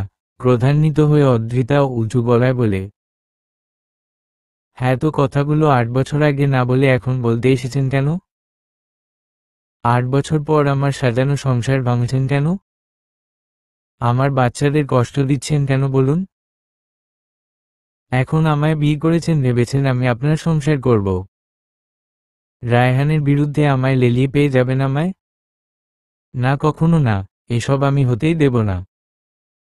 লোকটি মাথায় নিচু করে বসে আছে, হয়তো কাঁদছে, তবে তাতে অদ্রিতার কিচ্ছু যায় আসে না। যায় না, সে স্বামী সন্তান হারানোর শোকে উন্মাদ প্রায়। ঘরের দরজা খুলে সে দৌড়ে চলে যায় বাইরে। পেছনে পেছনে আসিফও ছুটছে, চিৎকার করে থামতে বলছে অদ্রিতাকে, তবে তা অদ্রিতার বোধগম্য হচ্ছে না। হঠাৎ সামনে বড় এক ঝিল দেখতেই তাতেই ঝাঁপ দেয় অদ্রিতা। বাঁচার আর কোন ইচ্ছে অবশিষ্ট নেই। ধীরে ধীরে তলিয়ে যাচ্ছে সে। মরার আগে যদি একটা বার মা তোকে দেখতে পেতাম। এদিকে অদ্রিতার মা একদম ভেঙে পড়েছেন। নিজের সন্তান হারানোর বেদনায় সর্বহারা সে। রায়হান আবারও পাগলামি শুরু করেছে। নিজেকে এক প্রকার ঘরবন্দি করে রেখেছে। এত খোঁজাখুঁজির পরও কোন হদিস পাওয়া যাচ্ছে না অদ্রিতার। ইতিমধ্যেই পাড়ায় গুঞ্জন উঠেছে অদ্রিতার স্বামী সন্তান ছেড়ে পালিয়েছে। খুব কষ্ট হচ্ছে অদ্রিতার, পুরো শরীর ব্যথায় ভর্তি। উঠে বসার শক্তিটুকু নেই তার। চোখ খুলতে ইচ্ছে করছে না। চোখ খুলে লাভ কি? সেই অমানুষটার চেহারাই তো দেখতে হবে। চোখ খুলে নিজেকে সেই মাটির ঘরেই আবিষ্কার করল সে। উফ, তার মানে বেঁচে গেছি আমি। আচ্ছা, আমি তো মরতেই চাইছিলাম, তবুও শেষ মুহূর্তে এত বাড়তে কেন ইচ্ছে করছিল? তবে কি বেঁচে থাকার ইচ্ছাটা এখনো অবশিষ্ট আছে? আসিফ ঘরে প্রবেশ করেই একবার তাকায় অদ্রিতার দিকে। অদ্রিতার অসহ্য লাগে এই ব্যক্তিটিকে। আসিফের চোখ লাল, হয়তো দীর্ঘক্ষণ কাঁদার ফলেই এমনটা হয়েছে। এ কি আমার ড্রেসকে চেঞ্জ করেছে? আসিফ মুচকি হেসে উত্তর দেয়, আমি। কথাটার বলার সাথে সাথেই সপাটে এক চড় বসিয়ে দেয় অদ্রিতা। মুহূর্তেই আসিফের চোখে মুখে স্পষ্ট রাগ ফুটে উঠে। অদ্রিতা তা উপেক্ষা করে টেবিলে থাকা গ্লাস ফ্লোরে ছুঁড়ে ফেলে সাথে সাথে তা সশব্দে ভেঙে টুকরো টুকরো হতেই এক টুকরো নিয়ে হাতের শিরায় বসিয়ে দেয়। ফিনকি দিয়ে রক্ত ঝরছে তার। আসিফ তার হাত থেকে সেই টুকরো নিতে গেলেই তা আরো ভেঙে যায়, আসিফের হাতও কেটে যায় খানিকটা। অদ্রিতা বাহু শক্ত করে চেপে ধরে বলে, স্টপ দিস ননসেন্স। আমি যা বলি তাই বিশ্বাস করবে তুমি? তোমার তো ডিভোর্স হয়নি, তো আমার সঙ্গে বিয়ে কি করে হবে? আর আমিও তোমার ড্রেস চেঞ্জ করিনি। So calm down. অদ্রিতা এবার কিছুটা শান্ত হয়। আসিফ দ্রুত ফার্স্ট এইড করে দেয় তাকে। আমি এখানে থাকবো না, প্লিজ যেতে দিন। হুম যাবে, আমি নিজেই তোমাকে দিয়ে আসব। শুধু 2টা দিন তুমি এখানে থাকো। আমি তোমার জীবন, তোমার সংসার, সব জায়গা থেকে অনেক দূরে চলে যাব অদ্রু। এত বছরে তুমি যা বুঝোনি 2 দিনে তুমি বুঝবে না আমি জানি। তবে আমি যাওয়ার আগে একবার শুধু তোমাকে নিজের মতো রাখতে চাই। তোমার কোন ক্ষতি হবে না, বিশ্বাস রাখো। ছলো ছলো চোখে অদ্রিতার হাত ধরে করুণ সুরে কথাগুলো বলে আসিফ। তবে তাতে অদ্রিতার মনে একটুও জায়গা হয় না। সে হাত ছাড়িয়ে দিয়ে বলে, অসম্ভব। ভাবলেন কি করে? মানে এই 2 দিন আমি আপনার বউ হয়ে থাকব? আপনি কখনো আমার মনে জায়গা করতে পারেননি, আর না কোন দিন পারবেন। আসিফের কান্না এবার আরো বেড়ে যায়, কাঁদতে কাঁদতে ঘর থেকে বেরিয়ে যায় সে। অদ্রিতা বিছানায় শুয়ে রেস্ট নিচ্ছে। কখন যে ঘুমিয়ে গেছে নিজেও জানে না। ঘুমটা অনেকটা হালকা হচ্ছে। ঘুমের ঘোরেই তার মনে হচ্ছে আরিয়ানের হাসির শব্দ, অদ্রিজার কান্নাও ভেসে আসছে কানে। কে যেন শক্ত করে হাত ধরে রেখেছে তার। নিশ্চয়ই আসিফ। ঘৃণায় চোখ খুলে ঝাটকা মেরে হাত ছাড়িয়ে দেয় সে। তবে যা দেখে তা দেখে বিস্ময়ের চরম পর্যায়ে পৌঁছে গেছে। রায়হান তার সামনে বসে। এ কি করে সম্ভব? ভালো করে খেয়াল করে দেখে এসে তার বাড়িতে, তার রুমে। সাথেই তার সাজানো গোছানো ছোট্ট সংসার। আর কিছু ভাবার আগেই রায়হান বুকে মিশিয়ে নেয় অদ্রিতাকে। এত শক্ত করে ধরে রেখেছে যেন ছাড়লেই আবার হারিয়ে যাবে। সবাই অদ্রিতাকে ফিরে পেয়ে ভীষণ খুশি। কেউ একবারও জিজ্ঞেস করছে না কোথায় ছিল 2 দিন অদ্রিতা। সে বারবার আসাদকে ফোন করছে, তবে সুইচ অফ। আজ সন্ধ্যায় নাকি আসাদের বাবা মা দেখতে আসবে তাকে। স্বস্তির নিঃশ্বাস ফেলে সে। আসিফের কথা বলবে তাদের। উচিত শাস্তি দিবে। এখন কেমন আছো মা? জি আন্টি ভালো, আপনারা? আমরাও ভালো আছি।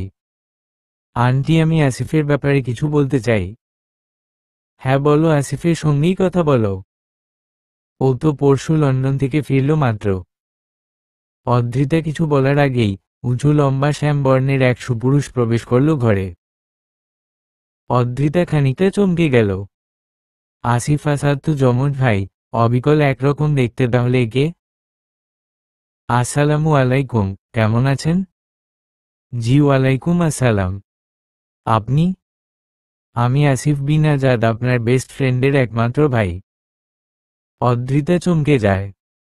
জিজ্ঞাসু দৃষ্টিতে আসাদের মায়ের দিকে তাকিয়ে বলে, কিন্তু আন্টি আসিফ তো। আরে মা সরি, আসাদ তো আজ ইউএস চলে গেছে। তোমাদের সবার কাছ থেকে বিদায় নিয়ে গেছে। তুমি অচেতন ছিলে তাই তোমায় বলতে পারেনি। ও তো তোমাকে খুঁজে বার করল। আর কোন কথাই অদ্রিতার কানে পৌঁছাচ্ছে না। পুরো পৃথিবীটা ঘুরছে যেন তার। বারবার কানে ভাসছে সেই লোকটির বলা শেষ কথাগুলো। চোখের সামনে ভেসে উঠছে কোনো ব্যক্তির ক্রন্দনরত চেহারা। চোখের কোণ বেয়ে পানি গড়িয়ে পড়তেই অদ্রিতা বিড়বিড় করে বলে, আমি কিচ্ছু জানি না আসিফ। আর কেউ কিছু জানবে না। রাত প্রায় 12টা, শুয়ে আছে ঠিকই, তবে চোখে ঘুম নেই। এখনো বিশ্বাস হচ্ছে না তার সবচেয়ে বিশ্বস্ত মানুষটি এমন কিছু করতে পারে। হঠাৎ ফোন রিং হতেই দ্রুত তা রিসিভ করে দ্রুত পায়ে বেকনিতে যায় সে। সে চায় না রায়হান আসাদের সত্যতা জানুক। ঘুমিয়ে গিয়েছিলি বুঝি? না। হঠাৎ তুই না জানিয়ে চলে গেলি কেন? আরে জানাবো কি করে? তুই তো ঘুমিয়েছিলি। আচ্ছা এত ঘুমাস কি করে বলতো? জানি না। আচ্ছা শোন। হুম বল। মনি কোথায় আসাদ? সেটা আমি কি করে জানবো? তোদের আত্মীয়, তুই জানিস। আমি রাখছি। ভালো লাগছে না, কাল কথা হবে, বাই। ওকে। দীর্ঘশ্বাস ছাড়ে আসাদ। কেউ কোন দিনও জানবে না অদ্রুতকে ঠিক কতটা ভালোবাসি আমি। আমি জানি ছেলে মানুষই করেছি, আমার জন্যই তোকে কষ্ট পেতে হয়েছে। কিন্তু আমি জানতাম না অদ্রু তুই তোর সংসার এতটা ভালোবাসিস। কতটা উদার তুই। ও বিষধর মনির কথা চিন্তা করছিস যে তোর সব রকম ক্ষতি করার চেষ্টা করেছে। লাস্ট পর্যন্ত তোকে খুন করারও প্ল্যান করেছিল আর তুইও ওর সঙ্গে দেখা করতে রাজি হয়েছিলি। কিন্তু তুই জানিস না আমি থাকতে তোর কোন ক্ষতি হতে পারে না অদ্রু। আনমনে কথাগুলো বলে অঝোর কাঁদছে আসাদ। তার কথাগুলো হয়তো কোন দিন এই চার দেয়াল ভেদ করে তার অদ্রুর কানে পৌঁছাবে না। কেউ হয়তো বুঝবে না একটা মানুষ এতটা কষ্ট নিজের ভেতর লুকিয়ে রাখতে পারে। হ্যাঁ, সেই তার ভাইয়ের নাম দিয়ে মিথ্যে পরিচয় দিয়ে তার অদ্রুকে কাছে পেতে চেয়েছিল। কিন্তু সে কি করে ভুলে গেল অদ্রু তার জন্য নিষিদ্ধ? নিষিদ্ধ জিনিসের প্রতি এতটা আকর্ষণ তার। তবে সে চায়নি অদ্রিতা কখনো আসাদের ভালোবাসা জানুক। সে চায়নি অদ্রিতা তাকে ঘৃণা করুক। তাই তো এত কিছু। তবে আসাদও জানবে না অদ্রিতা সবটা জানে, অদ্রিতা জানতে দেবে না। আচ্ছা, শুধুমাত্র একসাথে থাকলেই কি ভালোবাসা হয়? দূর থেকে কি ভালোবাসা যায় না? আসাদ যেমন ত্যাগ করেছে অদ্রিতা তেমনি আসাদের মন রেখেছে, এই সবও তো ভালোবাসার মধ্যেই পড়ে। তাই নয় কি? সমাপ্ত।